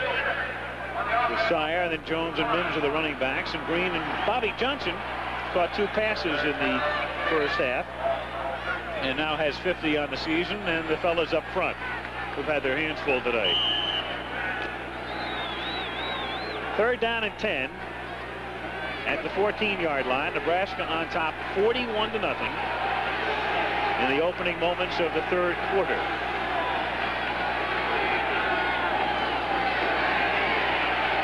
Sire tries to drop off a screen and is lucky it wasn't a touchdown. Strasburger got his hands up so that Nebraska line's been coming in with their hands up and have batted away numerous passes today, and the defense gets a rousing ovation. A defense that, as I said before, has been underrated all year long. Their statistics are not impressive, but remember that because of the great offensive effort of Nebraska, so many yards have been rolled up against substitutes, so the defensive stats are extremely misleading. This is a good, sound defensive unit. Not a great defensive unit, but a good defensive unit. Clint Colburn to kick. Woo! High, long kick, and Hot into leg. the breeze. Fielded by Smith at the 38-yard line. Smith picking up blocking, gets into Kansas territory, has one man to beat, and takes care of him. There's another with an angle on him. The punter Colburn, he gets by him for the touchdown.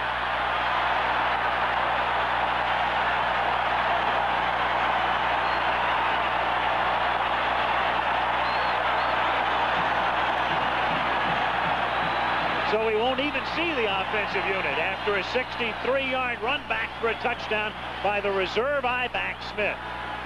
One of the best reserve I-backs you're going to see this year. Jeff Smith, number 28, finds the wall along the right sideline. The last man who has a shot at him, number 31, the punter Clint Colburn, is juked right there, and into the end zone goes Smith.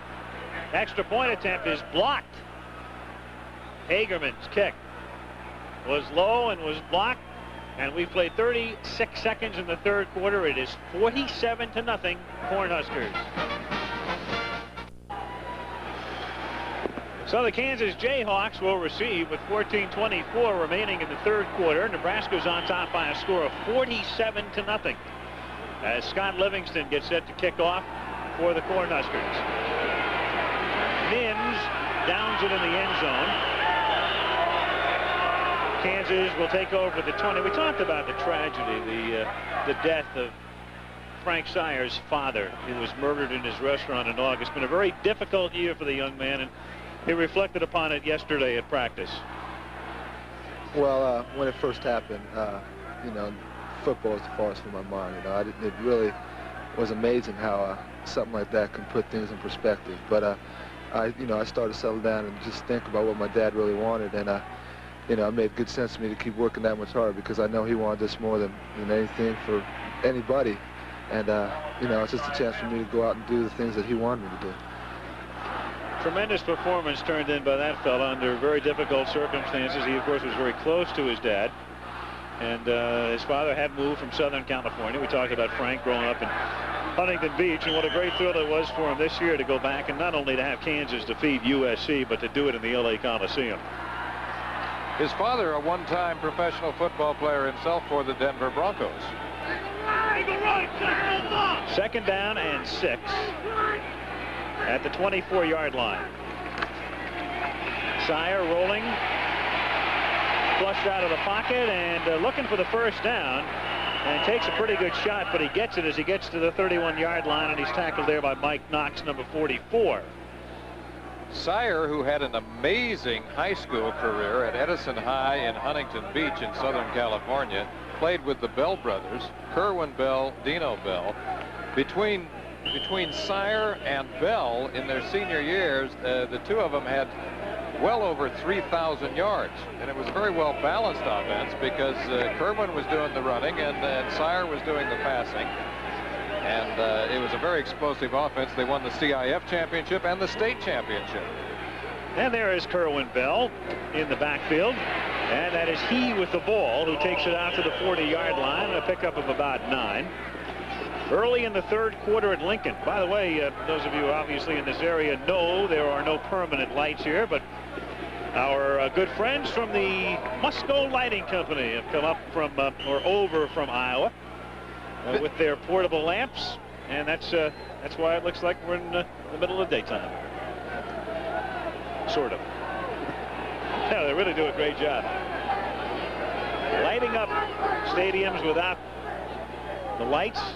And we're able to present the late afternoon games for you that otherwise a few years ago would have been impossible. Kerwin Bell takes it out to the 43-yard line. Well, you just saw the numbers on him during his freshman season, and it looked like he was going to be another Tony Dorsett. Now, in his sophomore year, knee injury, surgery, injured again in his junior season. He's shown flashes of the old brilliance at times this year, but he never really lived up to those early expectations. And of course, they say that in life, your demands and your expectations are sometimes the source of all of your misery. Who said that? I forget. First down from the 42-yard line. Maybe too much time. You've got 3 flags. It's like the memory book that I forgot to read.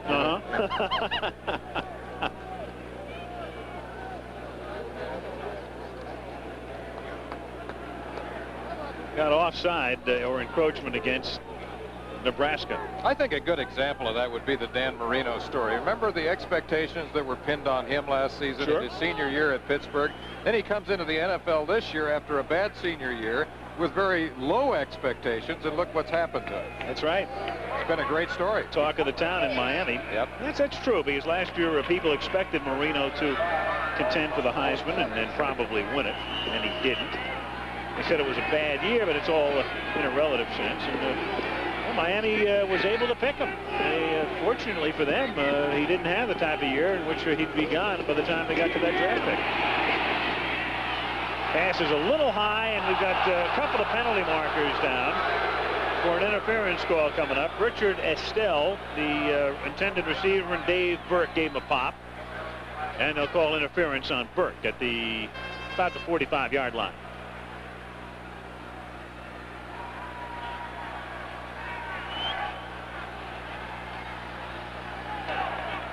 Pass interference on the defense.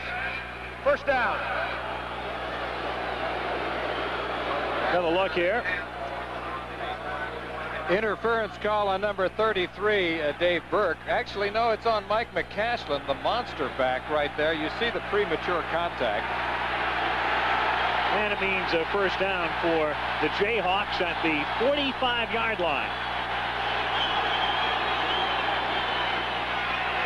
Sire off the fake. Protection's good. He's got a man wide open, and it's incomplete. Intended for Sylvester Bird. The tight end had let up. He was so wide open, he started to let up a little bit, and that cost him. He was signaling back to Sire that he was open, but that time Frank had already found him, and he couldn't get there in time. That's exactly what happened. He slows up right here. Had he kept going full speed, I think this would have been a catchable ball. Also, I think Frank Sire, in looking at that when he sees it on film, will say, hey, I should have taken a little something off that pass. Sire is now 6 out of 17 for 133 yards. It's second down and 10 at the Nebraska 45-yard line. 4-man rush. Protection is good. Little screen. Mims, first down inside the 30.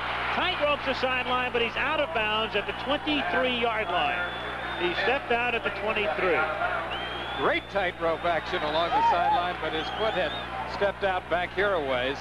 That last 10 yards was amazing. All right, this is a slow developing screen play to the I-back, Robert Mims, number 27. It's well set up.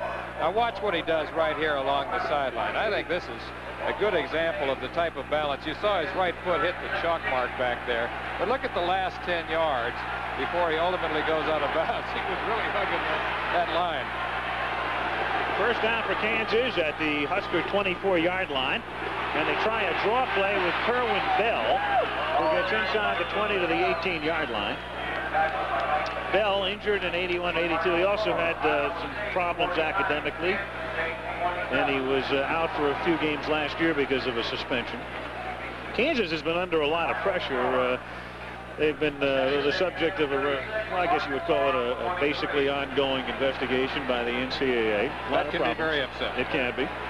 And it's not an easy task for Mike Gottfried to come in and try to get things turned around. But he's on his way. Seems to be a good young coach. Second down and 5. Sire under a lot of pressure, and he gets sacked. Three-way sack at the 25-yard line.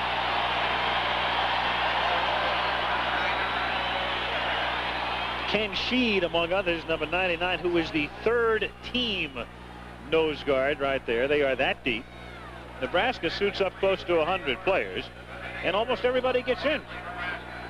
Auburn continues to lead Georgia 13-0, that game in the third quarter. SMU is rolling along, as is BYU. 3rd and 11.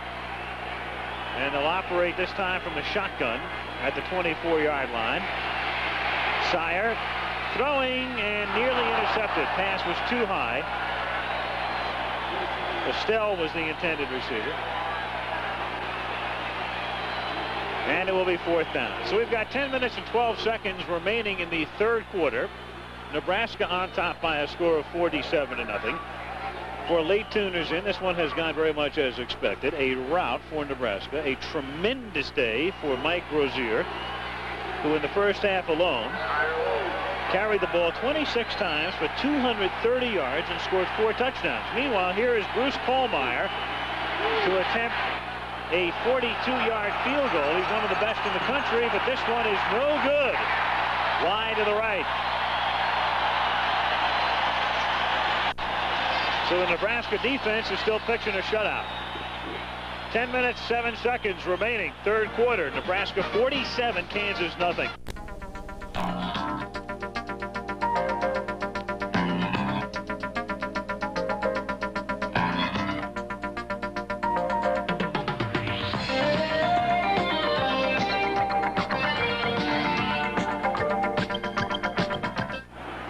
John Hadel, that's the main reason Frank Sire came to Kansas. I played against John Hadel in the Old American Football League back in 1962. Talking about the lighting before cover, you saw it in the wide shot as we moved around, the temporary lights that came in as Nebraska takes over. And they've got Gill and Rozier and company back in, as well as Fryer, and Irving makes the catch and gets dropped at the 28-yard line. But you know what was interesting on that little bumper we had coming out of the commercial was that Hadel, and everybody knows about John as a quarterback, was also a pretty good defensive back, and in fact holds the interception return record. Not only a defensive back, but he played halfback one year and quarterback the next, and he made All-American at 2 different positions, which I think is one of the most amazing things that I have ever heard. I've never heard of another player make All-American in successive years at different positions. Well, Mike Rozier is going to add to his total. He gets the first down. He gets out to the 36-yard line. You know, it's a situation where a coach like Tom Osborne has to feel, well, you know, here's a Rozier. He's on his way to a Heisman. You're not going to run it up. Some people might say, well, why is he in there now? And then again, I mean, he's only played a third of the game. He missed most of the second quarter. You at least got to put him in for a couple of series no matter what the score Absolutely. is. And, but some people interpret it as running up the score. It's really not in a way, though. Or just going for his personal stats, Yeah. which is wrong. First down from the 37-yard line. And it's Rozier getting past the 40 out to the 45-yard line. He's tough. He's running as hard right now as he was when the score was 0-0.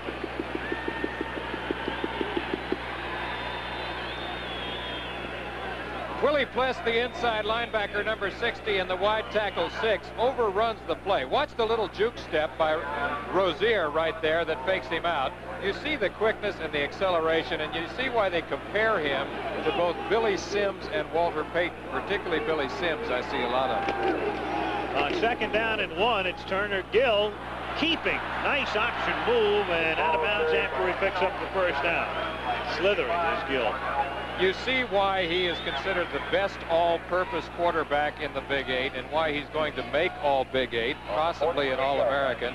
And you know, Al, we talked about this earlier. If he threw the ball more, he would now lead the nation in passing efficiency. He actually does lead the nation in passing efficiency with 166.5 as opposed to 166.2 for Steve Young of Brigham Young. However, he has not thrown enough times. You have to throw at least 15 times per game to qualify for the passing efficiency leadership. Now, he would need to throw 39 times totally in the last 2 games to qualify. I don't think he'll do it. It's highly doubtful. It's also going to be I'm curious to see where he's going to go in the draft. We've been talking about, you saw the graphic illustrating the 11 first-round picks in 10 years. Time out here is the injured Kansas player, number 55, Darnell Williams, comes back. But they're going to have Rozier obviously go in the first round. Fryer, Steinkuhler figures too. They're even talking about Reardon maybe. But it'll be interesting to see where Gill goes in the draft and where he'll play, where they'll want him to play. First and 10 from the 43-yard line.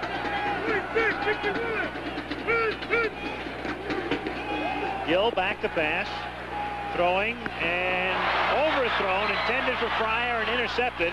And back comes Wayne Ziegler to the 37-yard line. So the pass was too high, intended for Irving Fryer, and Wayne Ziegler, a freshman from Nickerson, Kansas, makes the first interception of his career for the Jayhawks. 47-0. Lee Gross Cup. We're in Lincoln. The score is 47-0. Guess who?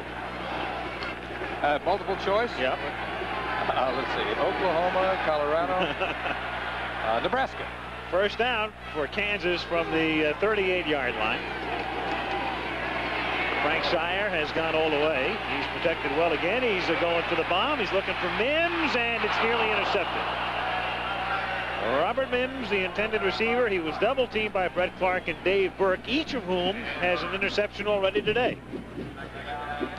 Excellent coverage this time by the Huskers. Dave Burke, number 33, and Brett Clark, the safety man, coming over there, covering Mims, number 27, who was trying to run a fly or streak route along the right sideline. The ball was well thrown, but the coverage was perfect. Second and 10, 8:19 to play, third quarter.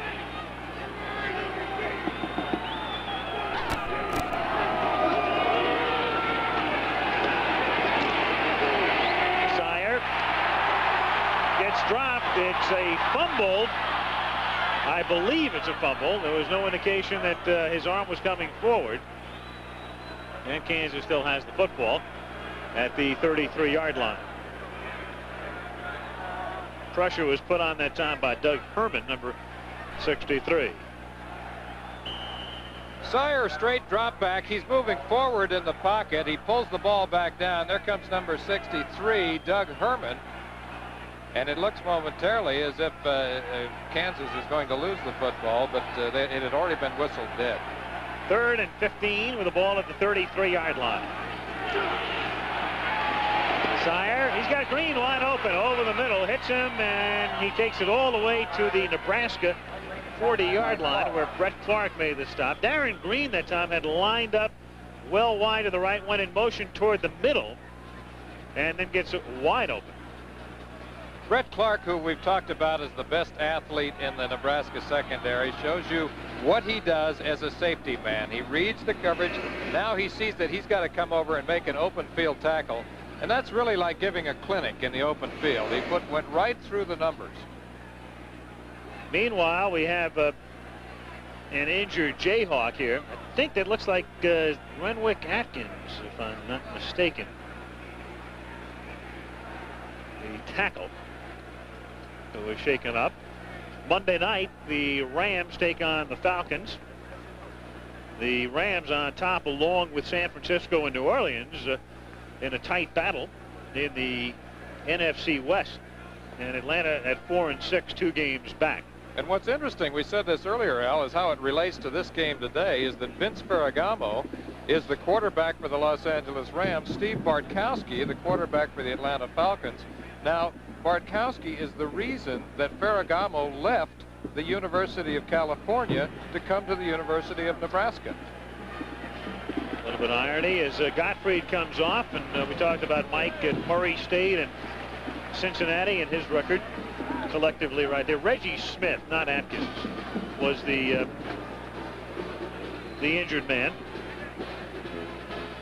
who has come off with some assistance as Tom Osborne looks on. That career record will be 107-24-2 very shortly as his team leads by a score of 47-0. 1st and 10 at the 41-yard line.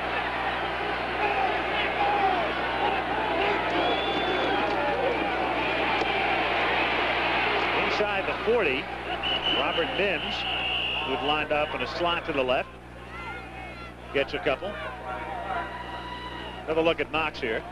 Mike Knox is probably the best athlete in the Nebraska defensive unit. It's an unheralded defensive unit, but he is a guy he's a former wrestler, good all-around athlete, very physical player, a lot of intensity, and just what you want at an inside linebacker in the 50 monster defense. 2nd down and 8 at the 39-yard line. Sire setting up the screen. Mims has some blocking and gets to the 32-yard line. I think he's just shy of a 1st down as Mike Knox gets credit for the tackle. And not only do we have some drizzle, I think we also have some snow flurries as I look off to the left here. Terrible storm here earlier in the week. First big storm of the year on the plains. Then it cleared out in midweek, and we mentioned earlier yesterday was clear and some snow showers this morning. Of course, where we live in Northern California, we had the first big Pacific storm of the year. More to come.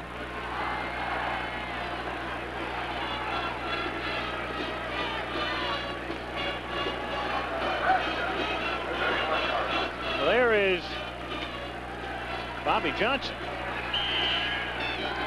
Number 88, who is the leading receiver far and away on the team, has been playing hurt, playing with a very painful shoulder separation.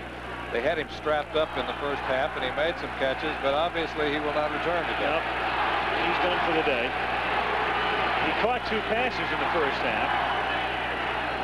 Has 50 on the season. Bell gets his bell rung. 29, gain of 2. Do I have to comment on that? No, you don't. Missouri is leading Oklahoma State by 6 in the 4th period. Iowa State rebounding after their thrashing last week at the hands of Nebraska. Wichita State shocking Southern Illinois, so to speak, folks. Louisiana Tech over Texas Arlington. You're in rare form today, Bruce. I tell you. 2nd down and 8 at the 29-yard line, and Sire throws over the middle and in and out of the hands of Sandy McGee.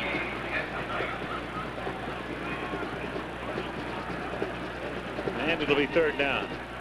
Sandy McGee coming trying to find the open area right here. The ball's thrown a little behind him, but he took a look over and he saw a fellow named Mike Knox, number 44. And I guess the term for that is hearing footsteps. Footsteps in the fog. I understand. 3rd down and 8. Sire rifles one, and that's complete inside the 15-yard line to Richard Estelle, number 82. And so the Kansas Jayhawks are driving, trying to get on the board with 5 minutes and 34 seconds remaining to be played in the 3rd quarter, and the Huskers leading 47-0. Estelle, number 82, is running a curl-in route. Todd Fisher, number 6, on the coverage for Nebraska. Now, that's the type of pass by Frank Sire right there that makes him a pro prospect. That nice, classic, high overhand release and able to drill the ball about 30 yards and throw the frozen rope. First down at the 14-yard line. Sire on a quick slant in, and Estelle gets ripped. Incomplete. Pass intended for Estelle, and the greeting party was provided by Dave Burke as you look at Oklahoma defeating Colorado 41-28. Next opponent, of course, for Nebraska. Whoa, how about this? A&M, Jackie Sherrill, and a 13-point win over the Hogs. Joe Kapp's team is trailing Washington State 13-6. Second down and 10 from the 14. Sire lofting one toward the corner and incomplete. Intended for Sandy McGee, number 8, and the coverage provided by Neil Harris. Oregon leading by 6. USC and Washington. Washington leading 10-0, and all of a sudden now Washington, because of Arizona's victory over UCLA. Good point. Good chance for them to wind up in the Rose Bowl against Illinois, and Illinois, of course, clinched its Rose Bowl berth today. Congratulations to Mike White. Well, what a job he did. Great story. He's a nice man. He's a great coach, and we're really happy for him. And a real innovator. That's what I like. Third down and 10 at the 14-yard line. Sire throwing into the end zone for a touchdown. So Kansas gets on the board as Richard Estelle, who's played a prominent receiving role here in the second half, makes the grab for the score. And it's 47-6. Estelle running the route that he ran moments ago. Now look at this. He goes down, he comes in, he turns out, and it curls back in again. And that ball, talk about throwing a bullet pass on the numbers. That ball could not have been drilled more appropriately than what Frank Sire just did just then. That's why he's a prospect. Estelle has caught 4 today for 101 yards, and that's his first touchdown of the season. And Kohlmeier's extra point attempt is good. So with 5 minutes and 2 seconds remaining to be played in the third period, it is 47-7 in favor of Nebraska.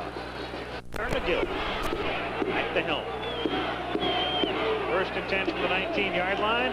It's Rozier with a nice-looking hole. And he's out to the 27, and that's the ultimate gang tackle right there. About 7 guys hitting him. Dean Steinkuhler, one of 12 finalists for the Lombardi Trophy, Outland candidate, number 71. Watch how he keeps moving and churning and getting that extra effort. Remember, he was a high school fullback.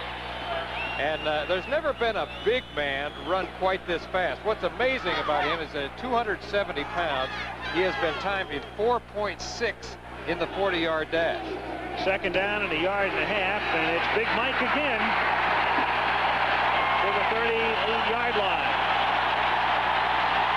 Rozier just having an incredible day. A first down with 4 minutes and 13 seconds remaining in the third period, and that is a new Nebraska single game record, as you can see, and thus the response from the crowd. And they have accorded Mr. Rozier numerous standing O's in the last 3 years, and yet another one today. Mike Rozier, who spent most of the second quarter on the bench. First down from the 38-yard line. Rozier again. He's going to add to that record. He's into Kansas territory, and again he was about 1 tackle away from breaking it all the way as he gets to the 44-yard line. Very shortly, we're going to have to be thinking in terms of an NCAA record.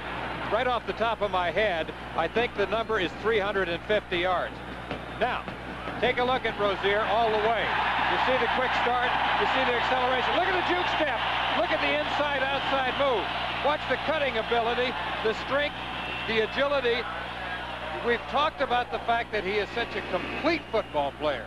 Not only the inside running and the outside running, but a good blocker, good receiver. He can also throw the ball, Al. Nice move by Gill here with Smith in the game at I-back, but Turner's going to go down. Back at his own 46-yard line, Turner Gill. Dropped by Charles Cooper. Cooper getting a hand on him, and that was enough. For Christmas, 1 Heisman Trophy. Yeah, they're going to make the announcement well before Christmas, normally in early December is when it's announced, and if he didn't have a lock on it, when people see today's numbers, probably could give it to him for Thanksgiving. Yeah, absolutely. Second down and 19 from the 47-yard line. Turner Gill going deep and incomplete. Swanson was the intended receiver. Well, the second leading candidate, of course, is Steve Young of BYU, who's been rolling up some phenomenal numbers this season. But Steve Young doesn't play for Nebraska. He doesn't play in the Big 8. He's not going to have the national attention. And the last time a non-running back won the Heisman Trophy is when Pat Sullivan of Auburn got it back in 1970, wasn't it? Might have been a little bit later than that. Might 71. 71, 72. 71, I think. Yeah. That's right. Rogers won in 72. Third down and long. And down goes Gill back at the 40-yard line. And it's Charles Cooper again, a backup at tackle who comes in to make the sack. Closer look at Turner Gill, and you can have a look here at some of his athletic ability. He's dropping straight back, and he's looking to throw a pocket pass. But right there, that's kind of a quarterback's nightmare. It's the old sandwich play. He being the baloney. You're full of baloney. Punt. Fielded at the 15-yard line. The fair catch made there. With 2 minutes and 6 seconds remaining in the third period. 47-7. Huskers on top. Well, a reminder, of course, and you'll be reminded of this quite often, I'm sure, over the next couple of months, but the Winter Olympics are imminent. You're off to Sarajevo on Tuesday. In fact, I'm going over to scout it out to see if they have room service this week. And we'll be there in February, of course, for the Winter Games and ABC with exclusive coverage of the Summer Games next July from L.A. And I know you believe in miracles. Absolutely. See if we can do it again. From the 16-yard line, Sire throws a bounce pass. It's incomplete. Second down and 10. Sire has gone. It's been a frustrating day, and your game plan goes out the window very early when it's 20-0, and you've hardly had the football, as was the case today. You go right to the back pages of your playbook, and you forget about establishing a running game, and you play catch-up football.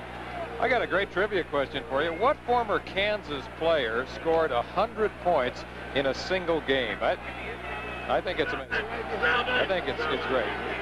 All right. Well, we'll chew on this one for a second.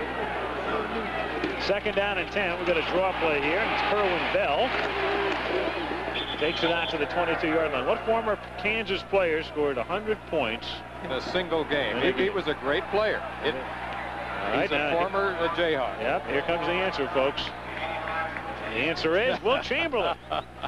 Absolutely. Against what team? Against the Knicks in Hershey, Pennsylvania, was it? And George Hill is telling me he was 28 out of 32 from the free throw line that night. It was against the University of California. No. It was when he was a pro. Oh, when he was a pro. Okay. Third down and 5 from the 21-yard line. And it's complete out here to the 30 for a first down, and a nice little move made by Green to turn it into a substantial gain out to the 39-yard line, where Brett Clark rides him out of bounds. First down. Here's a great split-screen look at the timing that is required by the quarterback and the wide receiver on a sideline cut. Now you see that Darren Green is running the cut, and the ball is actually in the air before he comes out of his route. That's probably the definitive third and long route. First and 10. Jayhawks at the 39-yard line. They're trailing 47-7. And their Sire incomplete. Intended for a sliding Richard Estelle. Second down. 1 minute and 7 seconds remaining to be played in the third quarter. Sire, and he'll probably do it next week when Kansas plays Missouri. closing in on Lynn Dickey's Big 8 record. He was some 400 yards away, and he's already thrown for 234 yards a day, 12 of 30. Career yardage. So 292 more yards, and we're talking about single-season Big 8. Right, and also a career record for Frank as you look at his numbers. It's a pretty good number in terms of yards per completion today. He's averaging close to 20 yards a reception. And his passing completion rate is 40%, which is not particularly impressive. We have a congratulatory message if you'd like to deliver this. I think this is important. Have a volleyball championship. That's right. We saw the volleyball is a very big sport in these parts. Yep. Just had the tournament, the high school tournament. Coach Leah Hildreth, women's volleyball team, on Friday night won the state class D2 championship. Yep. Nice going, girls. Proud of you. Of course, here in Lincoln, as you take a look at a graphic that illustrates the family affair, guys on the Kansas team, his fathers or uncles, were pretty good football players in their own right. Sire goes back to pass and throws it out of bounds. And there's even more. Eddie Simmons and an uncle, John Lonkar, guy with the Steelers, Dino Bell. That bottom line there is interesting. Mike Arbanis, of course, the father there is Fred Arbanis, the former All-Pro tight end for the Kansas City Chiefs, one-eyed tight end. Remember, he lost the sight in one eye and then went on, made a great comeback. He became an All-Pro after that. He used to catch those passes from Lenny Dawson. He had a terrific career. 3rd down and 10. Sire for a still that bounces incomplete. And so it'll be 4th down with 55 seconds remaining to be played in the 3rd period. Now, speaking of volleyball, watch this. Now, here we go. Curl route. Now, here's the pass. Here's the set. And there's the kill right there. And now the spike is coming, right? Yeah, the last spike was kind of ineffective. I don't know. We're going to have to get a new spiker. I think the pass and the set were pretty good. Well, here's Colborn to do the punting. Last time he punted, they ran it back for a touchdown, did Smith. And this time it's Smith again, but nothing doing this time as he gets decked at the 16-yard line. And thus it will be Nebraska's football with 45 seconds to play in the 3rd period.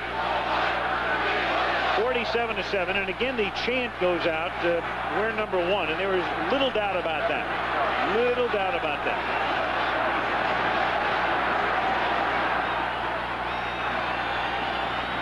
Eddie Lee Ivory out of Georgia Tech, 1978, 356 against Air Force. Now there is the figure for Rozier, who is not in the game at this moment. That's Jeff Smith carrying. And a penalty marker goes down for a possible late hit. Well, there's no question about it at this point. If Tom Osborne wanted to keep Rozier in the game, he could probably get that record. We've got a face mask call against Kansas with Craig Sundberg now running the team, the 3rd string quarterback for Nebraska. There's Irving Fryer. Irving's got his uniform top off, so Irving could be wrapping it up for the day. 5 yards face mask penalty on the defense. It's still 1st down. It was not a flagrant face mask called, so that's why you only have a 5-yard penalty instead of what you normally see, a 15-yard call. 1st down from the 24-yard line. Smith, 35, 40, 44, and that man's the reserve. You do get the feeling that Jeff Smith could be first team with a lot of schools.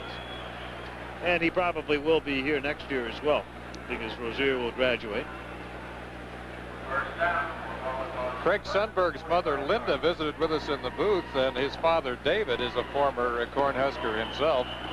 He is the 3rd team quarterback and a good one. Sundberg leading him up to the 45-yard line on 1st down and 10. Little roll to his left, and he throws, and it is picked off at the 44-yard line. Intercepted at the 44. Good wrestling match went on as the 3rd quarter expires. And did they rule it a reception? It's possible. There was a wrestling match going on, and a little conference amongst the officials as to whether or not he caught it or not, and apparently they're going to award the ball to Brian Heimer. Tie goes to the offense. Tie goes to the offense in this case, as Brian Heimer made the catch. Another look here, see if we can tell. Greg Sundberg on a roll to his left, and you see the wrestling match, the aforementioned wrestling match that Al Michaels talked about between Heimer and Ziegler. Tie goes to Herman. Ziegler's already picked one off today. Into 3, 47-7 Huskers. Al Michaels and Lee Grosskopf with you at Memorial Stadium in Lincoln, Nebraska. Mike Gottfried, his team. Old Moorhead State quarterback. Right. Moorhead by the Licking River. In Kentucky. That's right. Been a long day for Mike, but not unexpected as we start the 4th period. And moving through the middle. Smith takes it to the 15-yard line where Wayne Ziegler makes the stop. Jeff Smith, who has explosive speed. Mike Rozier appears to be finished for the day. And what a day for Mike. Wrapping up his career at Memorial Stadium. Again, a look right there at Rozier, who came within 71 yards, assuming he's done for the day, came within 71 yards of breaking the mark set by Eddie Lee Ivory. Again, a look at some of the records that belong under his name right now. Yeah, as far as career rushing today, he eclipsed the mark that was set by Rick Burns against Missouri in 1978, single game record. Burns had rushed for 255 yards. From the 16-yard line, Sundberg takes it down to the 8. Well, this is, we were talking about it before, Lee, the fact that the numbers are so impressive, and yet then again, they are not nearly as impressive as they would be had all these guys been in there all the time. I've said before that the teams who rush best and defend against the rush historically are the best teams. Now look at the dominance there in rushing yards, 423 to 79. Amazing. Now Mike Rozier, of course, outrushed the entire team. He has twice as many yards as the entire team. On 2nd down and short, Tim Bergant thrown for a loss. There is Irving Fryer. I'll tell you, he is really an exciting player. That's Mr. Big Play right there. You mentioned earlier that depending on a professional team's needs, he could be the first player taken in the professional draft. Well, Irving didn't do that much today, but through his career, just his presence alone gives the defense nightmares is what it amounts to. 3rd down and 2, and Sundberg improvises and picks up the 1st down as he takes it to the 4-yard line. 130 consecutive sellouts here at Memorial Stadium in Lincoln, Nebraska. That's an NCAA record. And today, 76,503. Looking on. Sundberg has the size you like in a quarterback. He's 6'1", 190. He's from here in Lincoln. And he's happy to be getting the chance to play today. We talked to him yesterday, had a chance to visit with him. He said he hoped he would get to play. That penalty marker is down. Preparatory to a 1st and goal, and illegal procedure is the call against the Cornhuskers. Nebraska was a 41-point favorite in today's game. I don't think in all the years I've been covering football on television I've ever come in where a team was favored by so many points. Right now they're exactly 40 points better. Procedure, false start on the offense. Well, in fact, in most of the lines in the papers this week, there was a listing that went NL, which means no line. You couldn't even get a wager down on it if you wanted to, and it was simply, in, I believe in USA Today, where Danny Sheridan posts his odds every week, that he gave us some indication of the disparity between the two teams. 47-7 is the score. Team victories in the last 20 years. Of course, Bear Bryant was there for most of those. Nebraska, Devaney, and Osborne. SC, John McKay there for a long time. And on the option, it's Sundberg going in for the touchdown. Craig Sundberg scoring. Tom Osborne looking to the future with his junior quarterback, Craig Sundberg. Now, that's about the most emotion you will ever see out of Tom Osborne.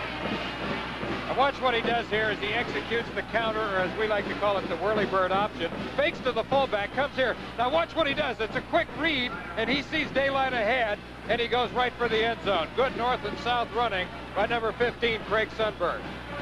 So it's 53-7. We've got Dave Schneider, who's the third different man to attempt an extra point today, kicking this one through.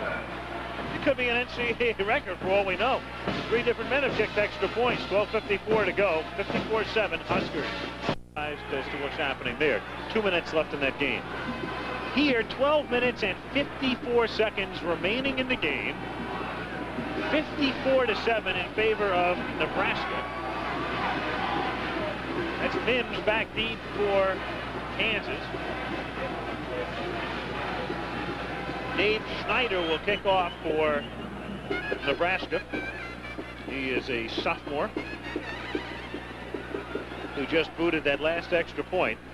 I tell you, they get down into the second, third, fourth units as far as the I-backs and the wing-backs and the quarterbacks and even the place kickers. 3 different men for the placements today. This one will be fielded by Mims at the 3. And Mims runs it out to the 15-yard line. So first down at that spot. Missouri makes it 2 wins in a row over the Oklahoma schools. They beat the Sooners last week and the Cowboys today. Washington State maintains a 7-point advantage in the Palouse country against California. Oregon beats Stanford, final score 16-7. Washington 17 and USC nothing in the 4th period. The peril of the Palouse. Never know what's going to happen when you get up in eastern Washington. Bell fumbles and recovers at the 24-yard line.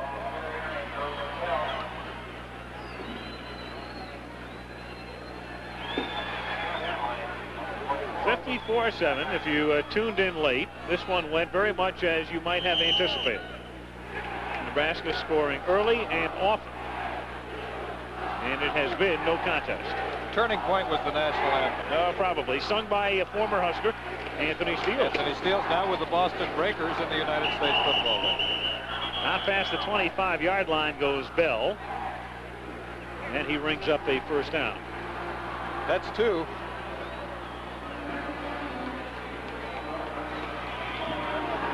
Bell has carried 8 times for 38 yards. First down at the 25-yard line. You should have a birthday every weekend. You know, you've been in rare form. I think it's that new gift you got on your birthday. They gave you a corncob pipe. You've been in a real camping posture. That's exactly right. You reach a certain age, and you know, you have to kind of lay back and assess things and clarify. Sawyer back, and Sire throwing deep and incomplete. Incomplete. Intended for Richard Estelle. Franks played the entire game. There are his numbers reflected there.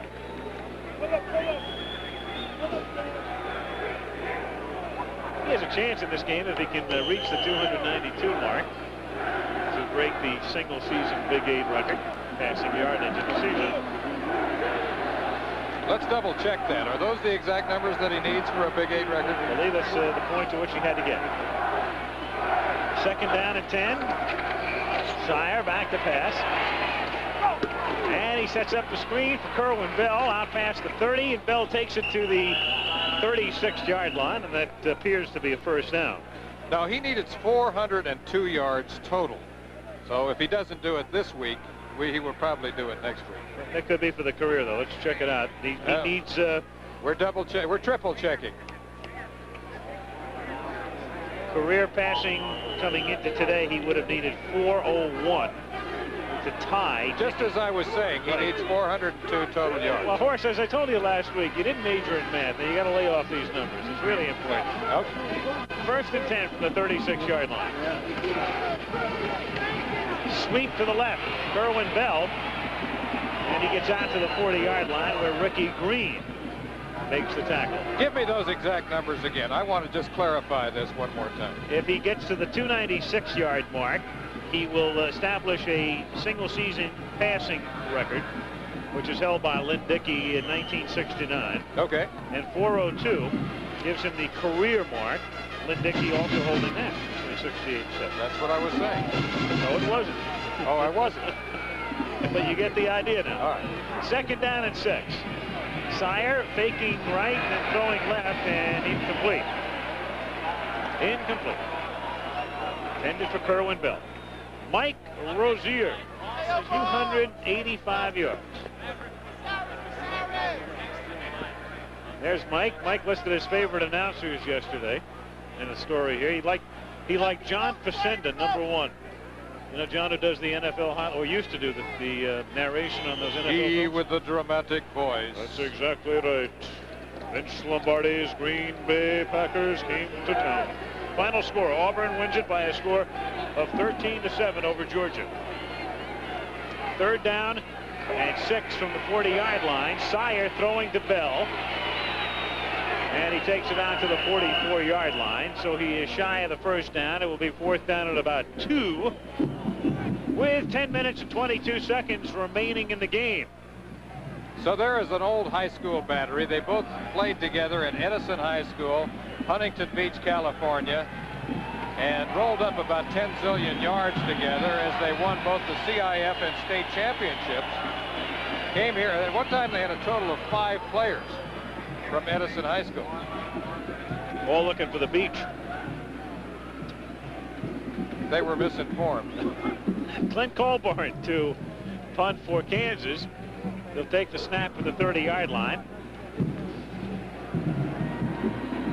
Todd Fisher back. And all of a sudden, the improvisational kick gets blocked, and Dan Casterline takes it in for a touchdown. Dan Casterline. And I believe it was Guy Rozier, the brother of Mike, and there he is, number 4. He's the man who blocked the kick. What a day for the family. Little guy goes back and says, hey, Mike, you should have seen what I did in the 4th period. Great story. There he is. And there's his brother. Isn't that great? Look at that. There's Mike, who's out of the game because this game has turned into a rout. And no further appearances will be made by one Mike Rozier, but Guy Rozier has made his presence felt. Extra point by Schneider is good. And the Huskers lead it 61-7. You see the fumble right here, improvised. Now watch number 4, Guy Rozier coming in. He blocks it. And Dan Casterline, number 24, a sophomore, picks up the loose ball. And look what's ahead. Nothing but daylight. Great day for this young sophomore. 9:35 to go in this carnage. It's 61-7, Nebraska. We'll be back.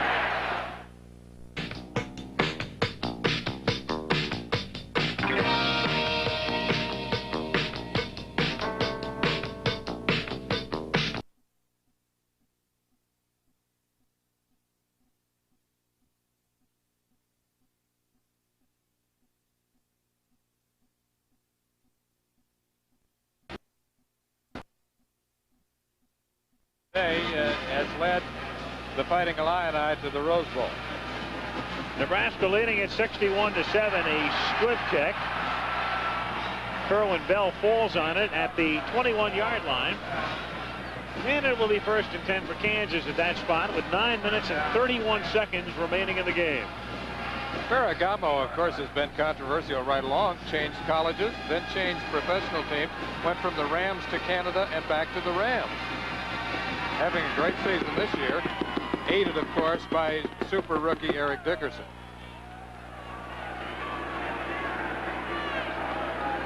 First down, and they go to the backup quarterback, Mike Orth, a freshman from Liberal, Kansas, who hands off, and it's taken out to the 24-yard line for a pickup of 5. Liberal, Kansas? I know, as a matter of fact, Liberal is tucked into the southwest corner of the state in a breakfast in 1964 at Alien's Coffee Shop in Liberal, Kansas. Is that right? Exactly. Now, is there a conservative Kansas? Second down. 2nd and 5 at the 24-yard line. Handoff and a first down as Mark Henderson, who's a freshman from Lawrence, Kansas, the home of KU, takes it out to the 35-yard line. A first down for the Jayhawks. Slashing running style kind of makes you think of John Riggins, who, of course, was here in the late 60s before he was drafted by the New York Jets.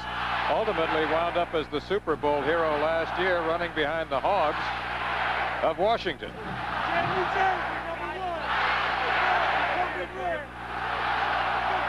Rozier. That's right. Bell out to the 39-yard line for a gain of 3. And it'll be 2nd down and 7. Clock running with 8 minutes and 20 seconds remaining in the game.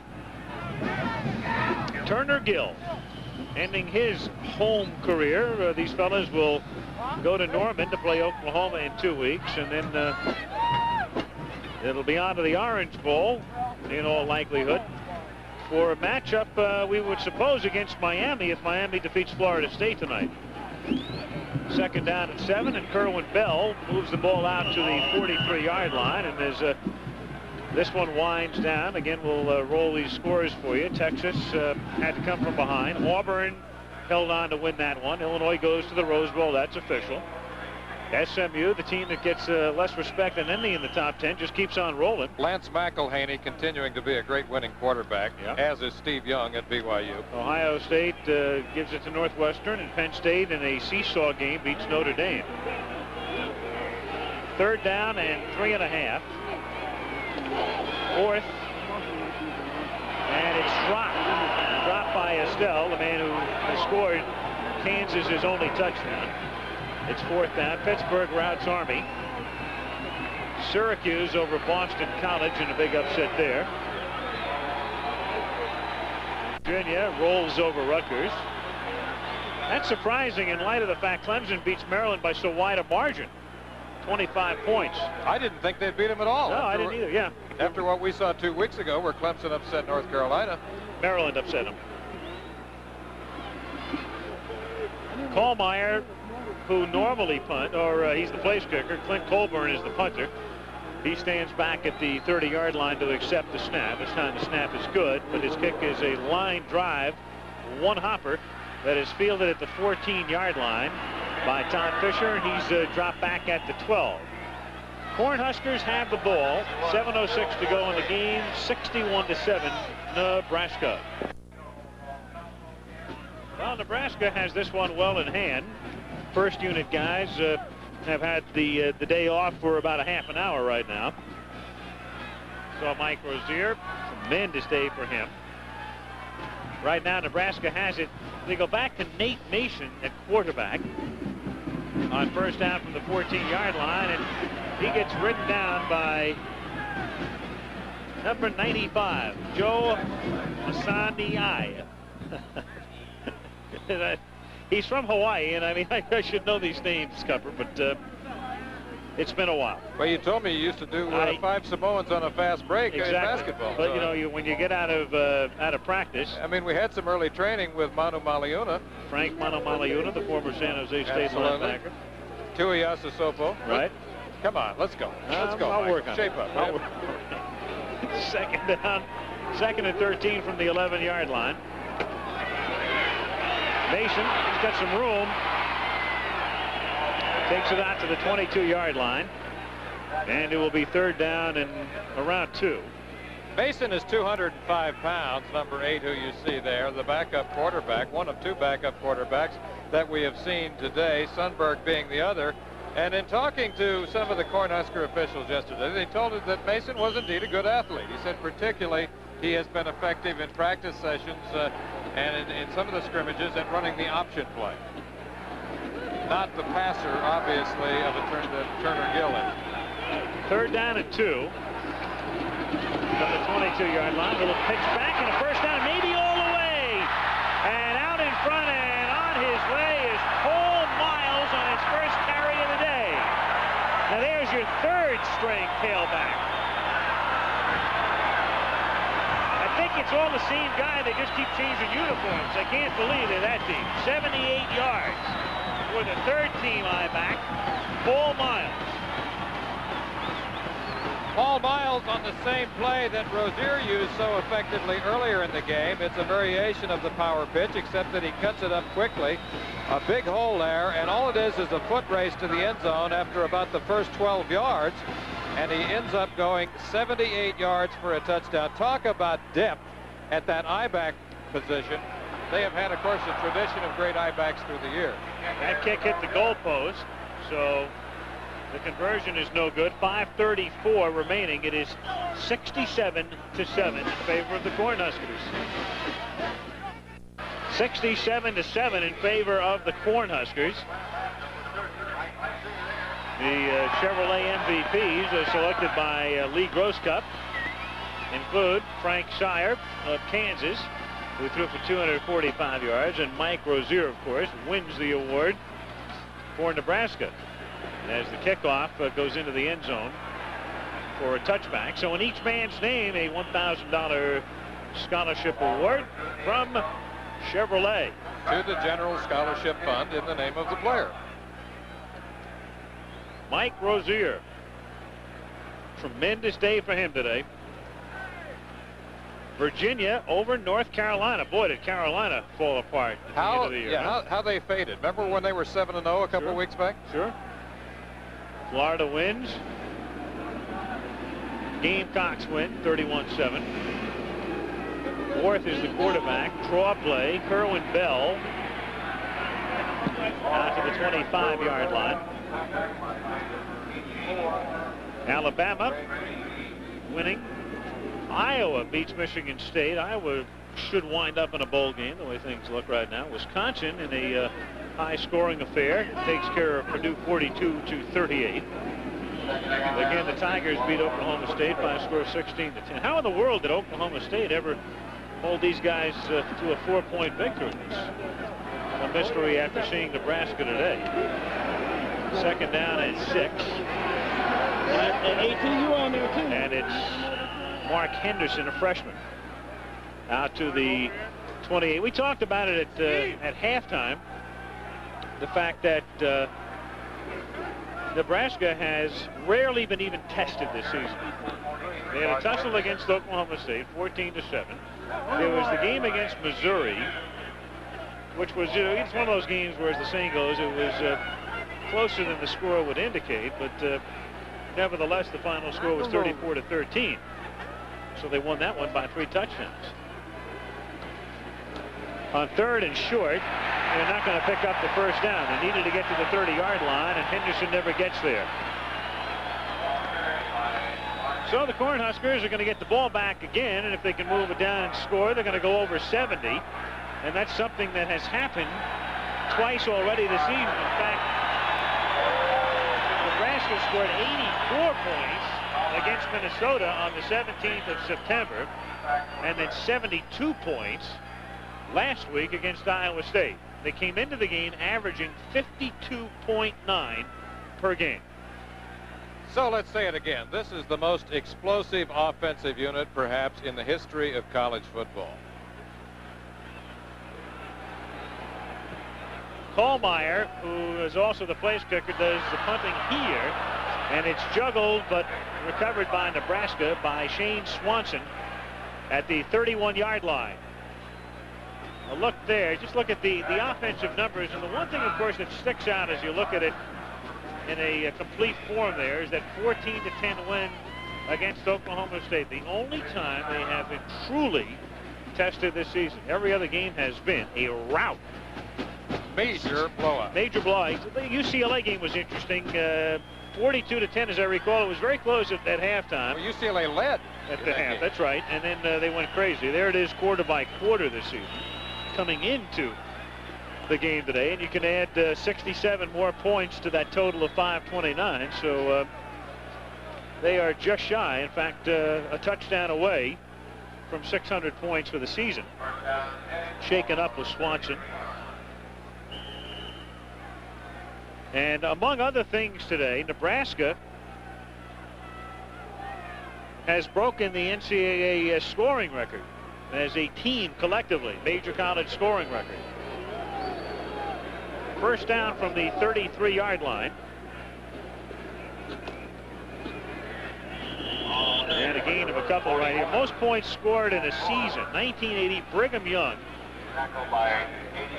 scored 560 points. They played 12 games that year. Now, Nebraska has already scored 596 points in this, their 11th game of the season. Amazing. What's ironic about all of this is that Nebraska may end up competing with itself for the greatest team of all time, because in an earlier survey, the 1971 Nebraska team was chosen as the team of the century. Little pitch on the option play and bumped out of bounds on the far side as Tim Bergan, number 32. Well, it's interesting. Now, Sports Illustrated did a piece on Nebraska earlier this year talking about, as I recall, Doug Looney was the writer, about some of the great teams in history, and talked about the 71 team. And the strength coach here at Nebraska said that the fellas on this team are far stronger, far faster, bigger than they were in 71. So that's an interesting point. But then again, so are the opponents. I mean, kids in general are just bigger and stronger and faster than they were a few years ago. Yeah, so what Bob Devaney said earlier is that it's hard to compare one era to another era.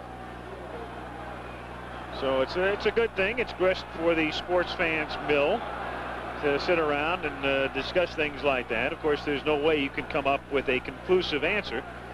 But as we said before, it's quite obvious this is at least one of the greatest college football teams ever put together. 2 minutes and 5 seconds remaining in the game. Cornhuskers on top by a score of 67-7. Nebraska's going to take a timeout here with a 4th and 2 upcoming, and exactly 2 minutes to go in the game. And we want to thank our fellas up here. George Hill, Kelly Hayes, great job. Brian Carter handling the booth with 2 minutes to go. It's 67-7 Nebraska. Memorial Stadium, Lincoln, Nebraska, where Nebraska leads 67-7.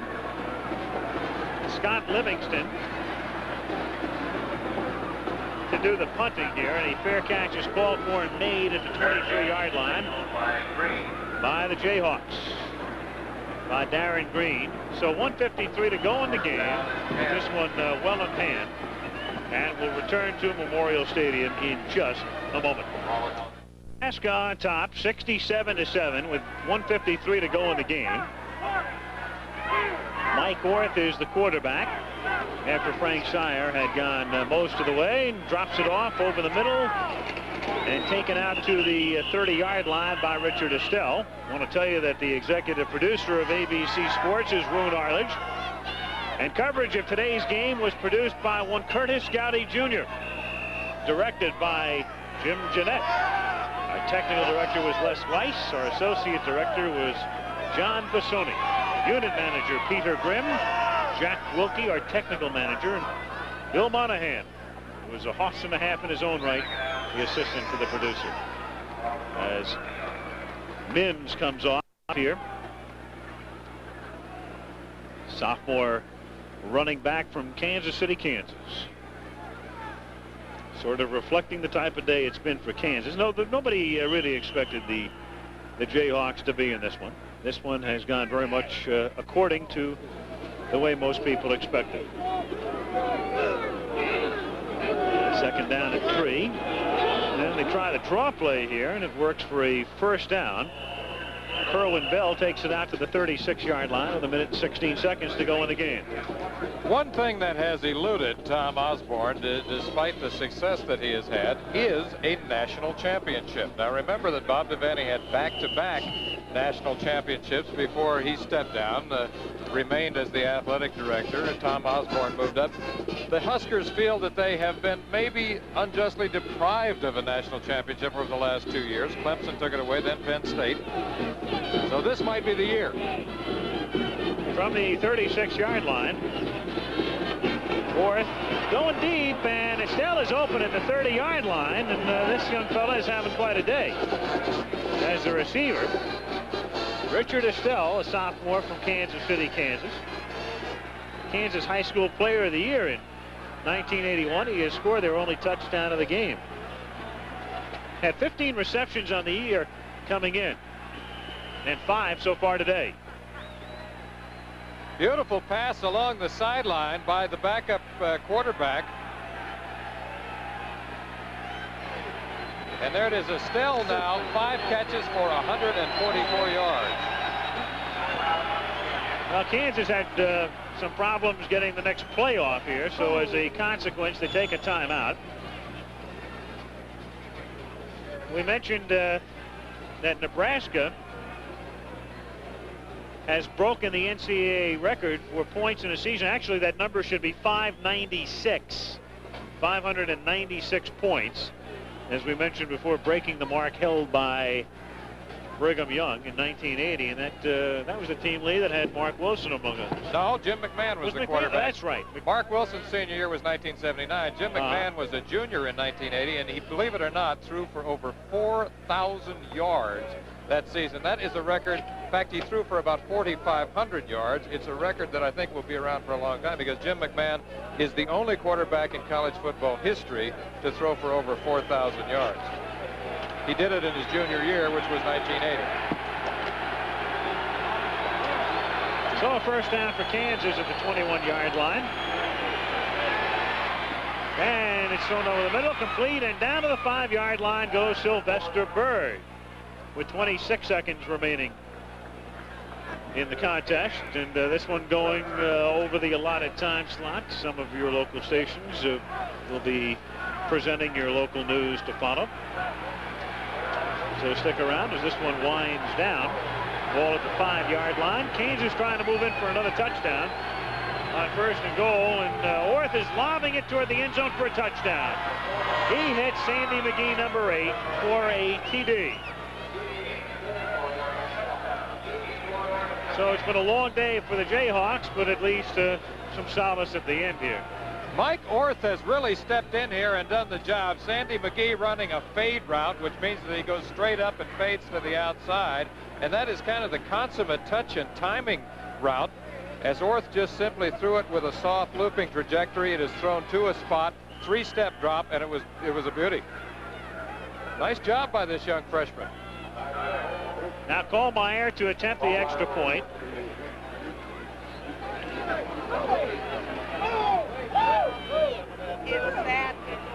No good. No good. Only the second miss all season for him.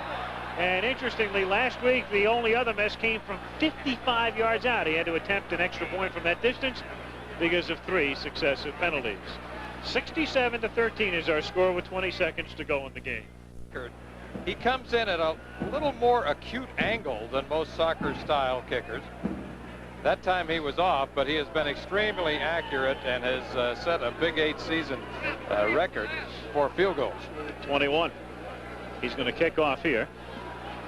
Squib kick. Fielded at the 25. Look at this. Almost broke it.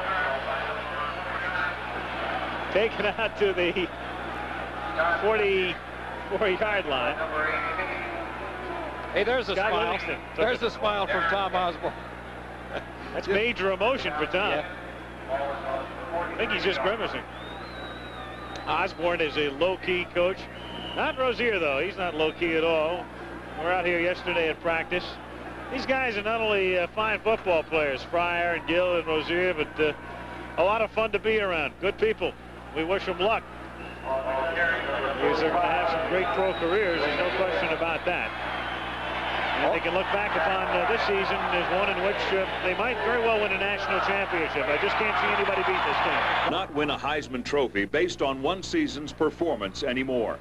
It takes a steady buildup of nationwide publicity, and Mike Rozier began to attract national attention during his junior year. That Mike Rozier was something special became apparent during last year's battle with Missouri. Rozier was suffering a painful hip pointer and wasn't even expected to play. But he hobbled off the bench and rushed for 139 yards to lead Nebraska to a 23-19 win. Rozier earned Big 8 Player of the Week honors as well as accolades in the locker room. I think Mike Rozier is the best back in the country. You know, he can play with a hip pointer and gain 140 yards. You know, a lot of backs be lucky to get 5 yards with the pain that he was in, and that just shows what a great athlete he is. It's pretty obvious, you know, what he means to our football team. I mean, you could see what he could do. The guy just makes things happen by himself. There just can't be very many football players like that, you know, in the country. Rozier began this season as the top returning Heisman vote getter in the country. Penn State was aware of that and keyed on Rozier all night. They held him to 71 yards, but paid the price. Nebraska's multiple offense shifted gears and pushed the Nittany Lions all over the field while scoring an impressive 44-6 win. It was the only time all season Rozier was held to less than 100 yards in a game, but it didn't seem to matter to him. After all, he pointed out, this is a team game, and the team won. Rozier rushed for 191 yards against Wyoming and 196 against Minnesota. And he began crossing the goal line at a pace that would eventually break the NCAA mark for rushing touchdowns in a season. Then against UCLA, a 2-yard carry, a spectacular 2-yard carry, left 76,000 Nebraska fans slapping each other's backs in amazement. And it brought nationwide publicity.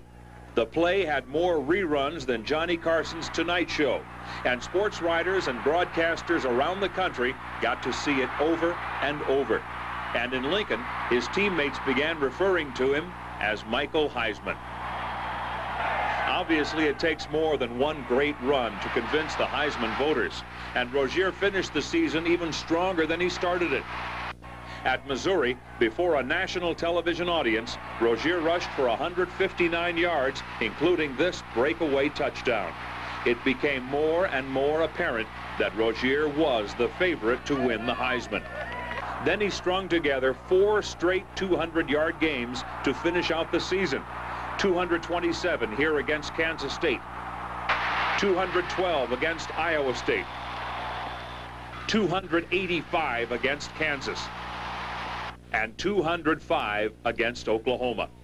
Rozier had set another NCAA record, the most yards gained in 4 consecutive games, breaking the old mark held by Marcus Allen of USC. But more important than his own performance was the play of the entire Nebraska team. That is something a modest Mike Rozier never forgot all season. Nebraska finished the regular season with a 12-0 record and the #1 national ranking that they started the season with.